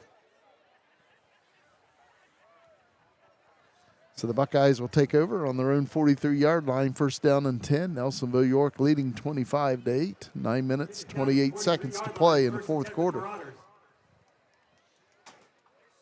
Chat here, a couple of compliments here for our very own Jim McCumber, talking about how great you are at calling these games. And Jim, we could not agree more. We appreciate you being with us. Well, thank you. Grant Elliott rolls to the right side. The sophomore quarterback for the Buckeyes. He makes the completion in the Meigs territory right around the 49. Gavin Levy on the reception. About an 8-yard gain. And they're going to spot it to Meigs 48, so a 9-yard gain, and it's second down and 1. Grant Elliott at quarterback. A couple students from Nelsonville-York also checking us out in the chat, watching tonight. Handoff. Austin Gautier. Nice move. He's got the first down, a little bit more to the Meigs 42. Again, Gautier coming into this game with 719 yards. He averages 9 yards a carry. That's ridiculous. Well, I have him with 150 yards. Oh, my goodness. In 21 carries. Man. That'll work. Totally unofficial, though. Officially unofficial. Yes. Handoff to Gautier. 22 and carries. He's upended right around the Meigs 40.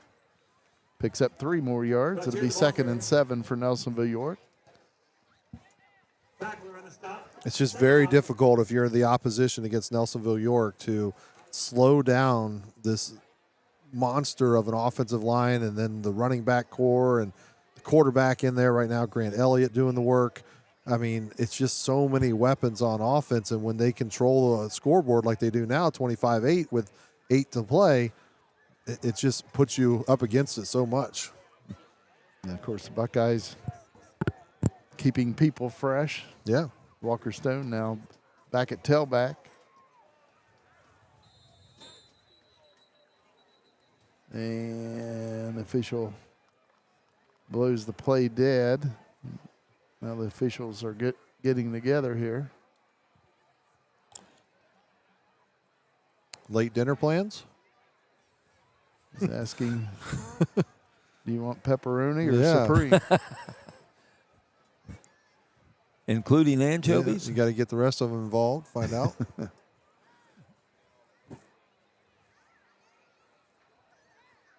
Next evolution of our broadcast, we'll get them mic'd up too. Probably won't let us do that. Oh, boy, they're really, this is about the third major discussion they've had this evening. Make sure they get it right. Delay a game on the Buckeyes. Delay a game on the officials. Wow, that's something else. Now Gonna go talk to Rusty Richards, coach there, and tell him why they delayed it, because they delayed it.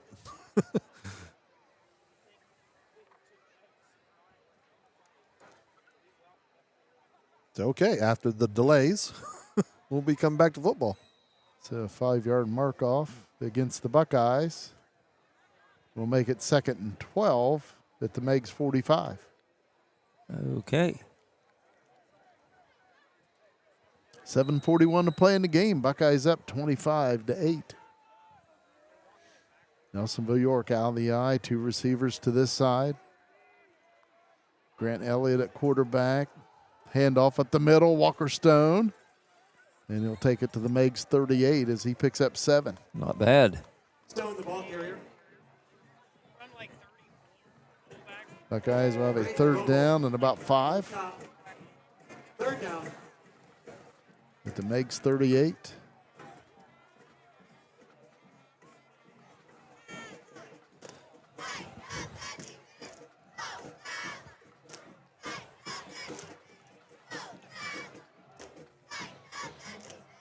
Buckeyes out of the eye, 2 receivers to this side, 3rd down and 5. Handoff to the tailback, Walker Stone, and he'll pick up 3 to the 35-yard line, and the Buckeyes will have a 4th down and about 2. Stone, the ball carrier. Clock continues to run. 6.5 minutes to play in this game. The Buckeyes up by 17. And you imagine they'll run this one as well, and they pick it up. That might just salt away the game. 4th down and 2 for the Buckeyes at the Marauder 35. Stone out there uncovered. They want to go to him quickly. They hand it off to Dakota Cunningham. Yep. And he's still moving. That's he's a got smart the play. 1st down. That's a good decision. You just watch him truck people here on the replay. Again, took 2 or 3 Marauders with him. Just shoving them through. Have an official's timeout. 4-yard gain for Cunningham. 1st down for the Buckeyes. 1st down and 10, Nelsonville-York at the Meigs 31-yard line. Cunningham has 8 rushes for 40 tough yards. Yeah, I mean, I think he's carried 40 defenders on those yards too. Usually carrying the ball between the tackles. And always a hard runner.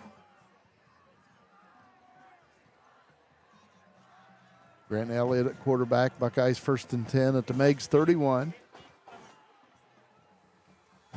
And the ball's on the ground, and the Meigs Marauders has it. have recovered on their own 34-yard line. I'm not sure Elliott actually had a hand on the ball. I think he turned to give it up before he had full possession of it. Jeremiah Martin on that carry for the Meigs Marauders. 5:38 to play in the 4th quarter. Buckeyes up 25-8.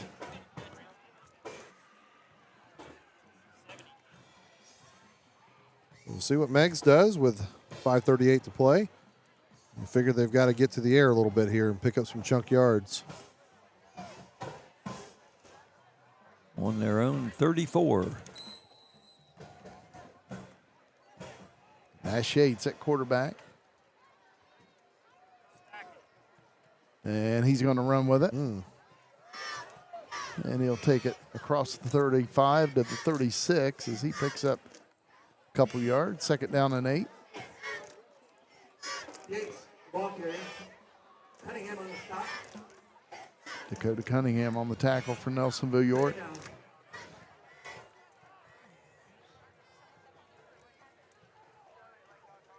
Second down and 8 for the Meigs Marauders on their own 36-yard line. Nash Yates at quarterback. Yates back to pass, dumps it off. It's caught by Griffin Cleveland.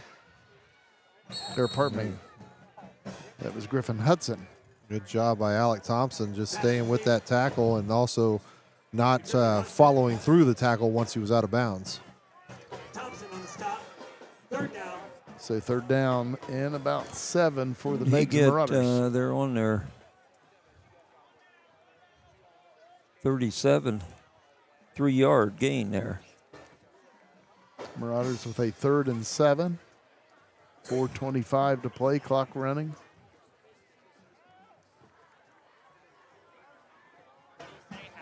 Nash Yates at quarterback. And option play, pitch out to Hudson, and he's brought down immediately. Flag in the backfield. Yep, I think Spielman, I believe, got through there. 56, the number I think I saw. Yeah, and that was Isaac Spielman on the tackle. And I think he was tackled himself, which may have been the flag. And he still made the play. That's pretty good.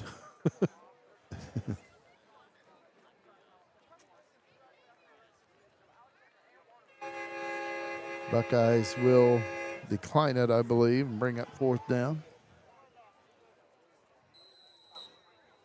Another viewer tuning in from Arizona, Lori Wolf.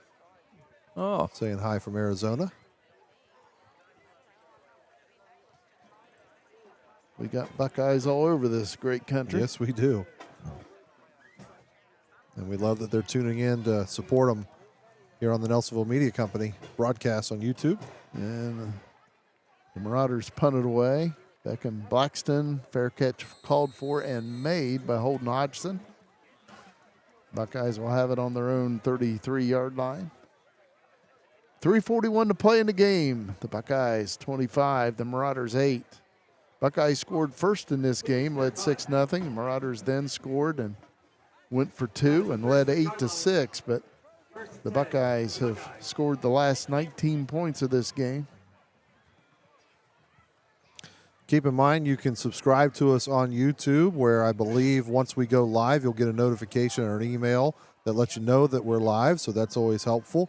And then also you can follow and like on our social media pages, Nelsonville Media Company on Facebook, Instagram, and TikTok. And we put up highlights and clips throughout the week as well.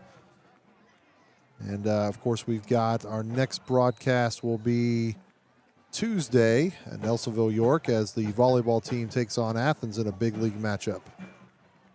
Cameron Sullivan back in there, hands it off to Austin Gautier. He picks up about 3. Volleyball team hosting Athens on Tuesday night, and that was a thriller at Athens. Athens won in 5 sets over the Buckeyes. And last night the Buckeyes gave us a thriller down in Benton County and won in 5 sets. So the Nelsonville-York Buckeye volleyball team, just like the football team, very exciting to watch and having successful seasons. And we're happy to bring you all the highlights and all the games that we can for it. 2nd down and 7 for Nelsonville-York. Buckeyes letting that play clock run down. It's at 7 seconds. Hand off, Austin Gautier on the right side. Austin Gautier has the 1st down for Nelsonville-York. Good run. Picks up about 10 yards. Burst out to the outside, kind of splits the defenders, and nice pickup. 1st and 10 Buckeyes on their own 45. Clock running, 2:42 to play in the game, and the Buckeyes up 25-8. Of course, next week the Buckeyes will return home to Boston Field and will host the Wellston Golden Rockets. I think that will be homecoming night for the Buckeyes. 1st and 10 Buckeyes handoff, and not much doing for Noah Arnold. Yeah, great penetration there. Arnold, the ball carrier. 63, I think, is the number I saw for Meigs. 2nd down. And that is David Young. Did a good job.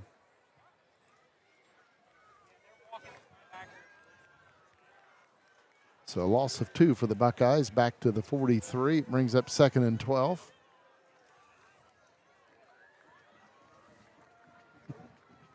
Buckeyes out of the eye. Play clock at 10 seconds. Game clock, 1:44 to play in the game. Hand off to Arnold. Good run. And he's going to pick up 3 yards this time, maybe 4. Replay. Arnold. About 47. Nice hard run. 3rd down and 8 for the Buckeyes. You say Arnold's a sophomore? Is that what you said? Yes. They just keep making them at Nelsonville-York, don't they? Just more running backs. Running back high school.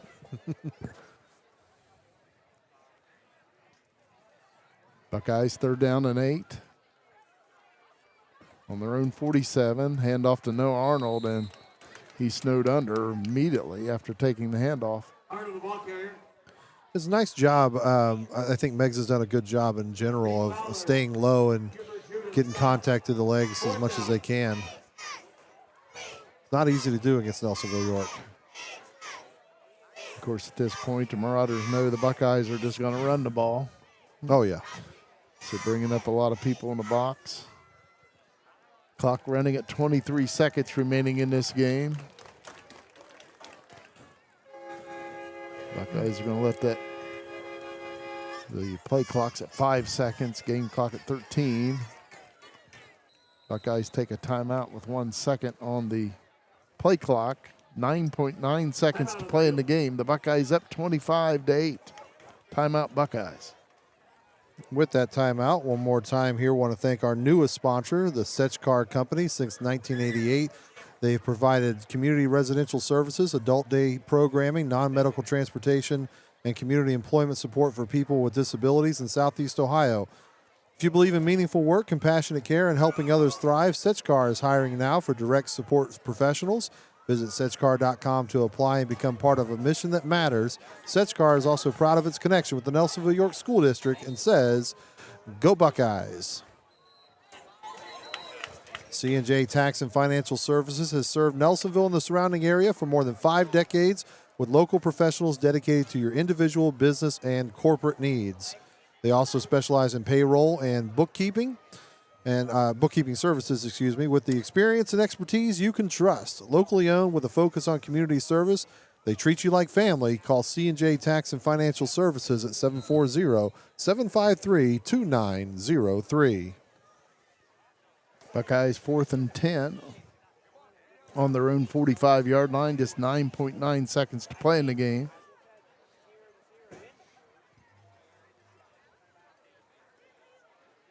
Cameron Sullivan at quarterback. He fakes the handoff, throws, and Levi Snedden pulls it in at midfield, knocked out of bounds. That'll be 5 yards shy of a first down, 4.7 seconds to play. The Marauders have held on downs and will take over at midfield. Again, just 4.7 seconds to play. Snedden had a touchdown catch last week against Waterford. That was a key moment for the Buckeyes in their comeback bid at the time. Big touchdown of Levi Snedden. Cameron Sullivan hit him with that score.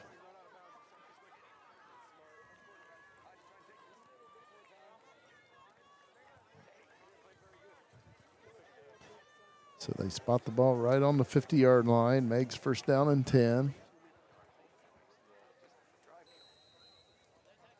Remember to stick around for our C&J Tax and Financial Services and Tri-County Career Center post-game show, where Andy Hudnall will have an interview with Coach Richards. And we'll wrap up, get some officially unofficial stats from Kurt. And with that, we'll take a break and we'll be right back. C&J Tax and Financial Services has served Nelsonville and the surrounding area for more than 5 decades with local professionals dedicated to your individual, business, and corporate needs. We also specialize in payroll and bookkeeping services with the experience and expertise you can trust. We are locally owned. Our focus is on service, and we treat you like family.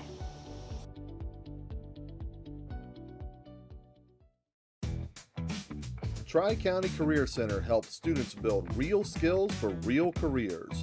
For adults, career development and certification programs can help you reskill, upskill, or start something new fast.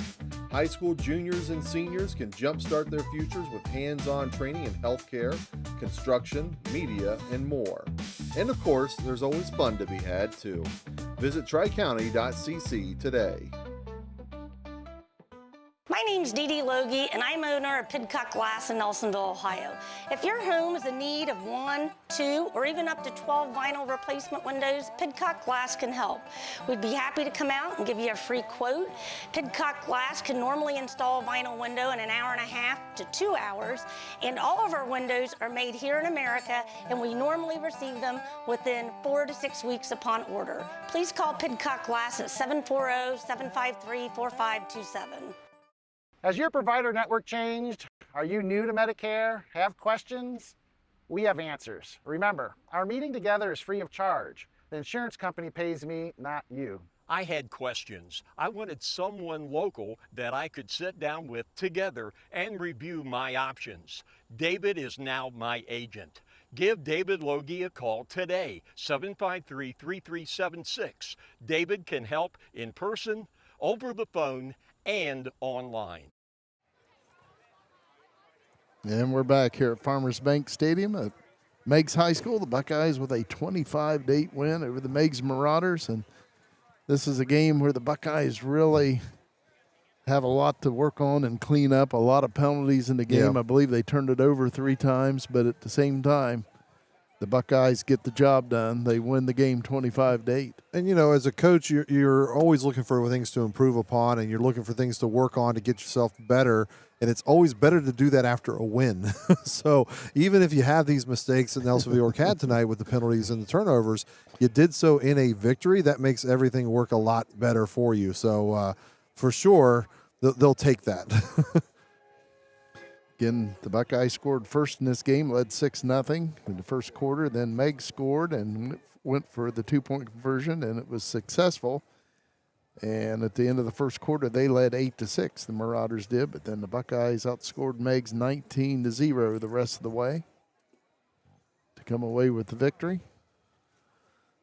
Yeah, I thought Nelsonville-York obviously did not play its cleanest game here tonight, but if you still pick up a win and you've got those things to finish my point a second ago, is that you still won the game. So that's the most important thing. You can go back and work on film and work in practice to improve the issues you had, but also, you know, credit Meigs. They played a strong game. Again, I thought they were competitive, and who knows how the game goes if Cleveland doesn't get hurt there in the second quarter.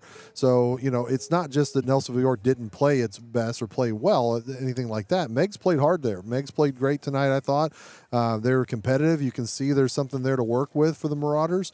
But Nelsonville-York, you know, their talent level has them to this ability where they can make these mistakes and kind of get away with them, if you will, tonight. But that's not something you want to rely on, especially as you're continuing to improve for postseason play.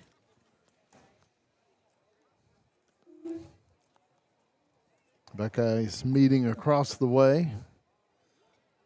Head coach Rusty Richards, his coaching staff, and the players across the way. Buckeyes with a 25-8 win over the Meigs Marauders here tonight. Next week, the Buckeyes return home to Boston Field. They'll host the Wellston Golden Rockets. And the Meigs Marauders next week will travel to Athens to take on the Bulldogs.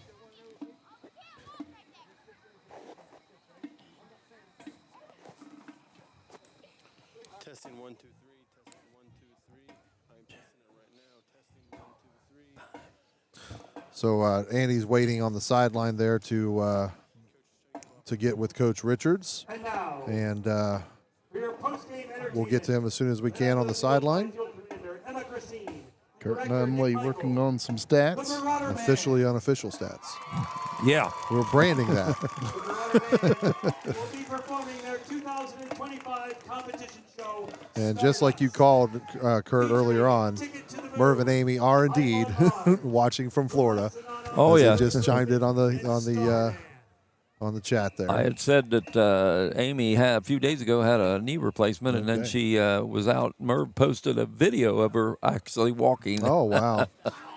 All right, let's run down to the sideline now. Andy Hudnall's got Coach Rusty Richards, and I believe he's going to have a guest or two as well. Andy, go ahead and take it away, Andy. Thanks, guys. We're going to start with Caleb here. Caleb, great night on both sides of the ball, really. What was your motivation? Well, the coaches were hounding me the entire week about, they're like, there's a 180-pound kid, you should eat him up tonight. Practice was really rough. We were really hammered on, getting our heads to the ball and just running the people down. So overall, it's just me trying to do my job. I don't go in here. I don't really, motivate myself. I just go and I do what I have to do. It was a very physical game. The first half was a little bit more down the middle, I would say. Second half felt like you guys were more in control. What was the halftime message? Well, as I was on the offensive lineman, I definitely did support. I caught people and I got ran over for that. We were having rough patches where we weren't communicating correctly. And on defense, I kind of slumped down after I injured the quarterback because that happened to me my freshman year and I felt terrible. I shouldn't have let that get in my way, though. And this last question is here for the coach. What's with all the penalties on the offensive line? Hey, I did not get a holding call. I'll say that. Andy putting him on the spot there. All right, as always, Caleb, great game, buddy. We love having you on, man. Thank you. All right, we'll step into Coach here. Coach, I mentioned it to him. You guys had a very, the first half was much closer to a 50-50 matchup. Second half felt like you guys were more in control. What was your halftime message? You know, we just told them, guys, it just felt like we came out a little bit flat. And, you know, the Buckeyes, people, they have, you know, Meigs hasn't beat us since like 15. So I told them, I said, guys, hey, when we beat Athens last year, they're undefeated. We're going to get people's best shot until we, you know, metaphorically knock them out. So it's going to make people's seasons. And, you know, when you're undefeated, you know, we felt good last year. We beat Athens. So you got to come out right from the get-go. We can't wait till halftime every week because somewhere it's going to come back and bite us. So we just got to come out fast. Red zone woes are a big problem. Is that going to be a point of focus this week in practice? Yeah, you know, we got to hold on to the ball. Austin fumbled right here in front of us. You know, the red zone, I think we got a holding call down there the one time. The one drive killer was on me. I called a boot on first down.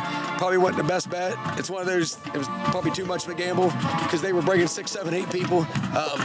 So, you know, if we get out there, it's a touchdown. But we didn't, so now we're back to second 15, 16. I think we got a holding call right after that. The second forever. And I don't have a whole lot of plays for, you know, my playbook for second 28 and second 26. Yeah, it definitely felt like you guys are behind the chains a little bit more tonight. Last question here. What's your first thoughts on next week? You know, we got Wellston. They played River Valley tonight, so I'm thinking they probably are going to win. I think they're 2-5 or whatever. They're a little bit young, but again, we got to jump on these guys. It's homecoming. You know, you have homecoming. It doesn't have homecoming if you don't have football games. So we want to go to that dance happy and go 1-0 again next week in the league. Keep working towards getting to the end of the year. All right, Coach, as always, we appreciate it. Go enjoy that win. Thank you. Jim, Joe, Kurt, back up to you guys. Thanks, Andy. Great job as always. And Kurt, let's go ahead and get into your stats. You ready to roll? Yeah, I was in the twilight zone. Am I on? There I am. Go for it. I was having a little problem with the light here tonight. Yeah. Anyway, we had minus, as far as I know, we held them to minus yardage rushing. That's excellent. Yeah, I had them with 26 yards, but they had minus 29 with their losses. And they had around 85 yards passing with Gunnar Cleveland was 7 of 9 for 87, and poor Nash Yates came in and everything was just minus yardage for him. But the Buckeyes turned around. I had them with 289 total yards, led by Austin Gautier with 24 rushes for 164. Walker Stone threw in 55 on 8 carries. Dakota Cunningham had 40 yards in 8 carries, and then there was a few here and there. In the passing, Cam Sullivan was 8 of 11 for 73 yards. Grant Elliott was 1 for 9. So they're trying to get it back there, but penalties hurt them a little bit tonight, and we'll see what next week leads for them. But Buckeyes come away with a 25-8 win. Didn't allow any scoring in the second half. As Jim pointed out earlier on, that they do a great job with those adjustments in the second half. Also here on the C&J Tax and Financial Services and Tri-County Career Center post-game show, one more from our chat or from our distance here. We go all the way across. Keegan Tomshaw's grandma and aunt are watching from Maui. Oh, man. So a little bit of a time change there. They got a little bit of brighter day than what we do right now, but we certainly, again, appreciate everybody who's tuning in from all over the country. And, of course, locally, those people can't support our sponsors as well. But locally, please go out and support our sponsors for each of our broadcasts. We really appreciate it. We love partnering with the different people that are doing so, with the organizations with us, and we can't be here without them. So if you like what we're doing, please support those who support us. So the Buckeyes come away with a big 25-8 win over the Meigs Marauders. Buckeyes remain undefeated, 6-0 now on the season. As Urban Meyer would say, the best thing about going 6-0 is you got the opportunity to go 7-0. Buckeyes now 6-0 on the season, 2-0 in the Ohio Division of the TVC. Meigs drops to 2-4 overall and 2-1 in league play. Once again, The Buckeyes of Nelsonville-York defeats the Marauders of Meigs by a final score of 25-8 here at Farmers Bank Stadium at Meigs High School. For Joe Higgins, our director, and Luke Duncan on our main camera, Andy Hudnall, our sideline reporter, and Kurt Nunnally, this is Jim McCumber saying, so long, everybody.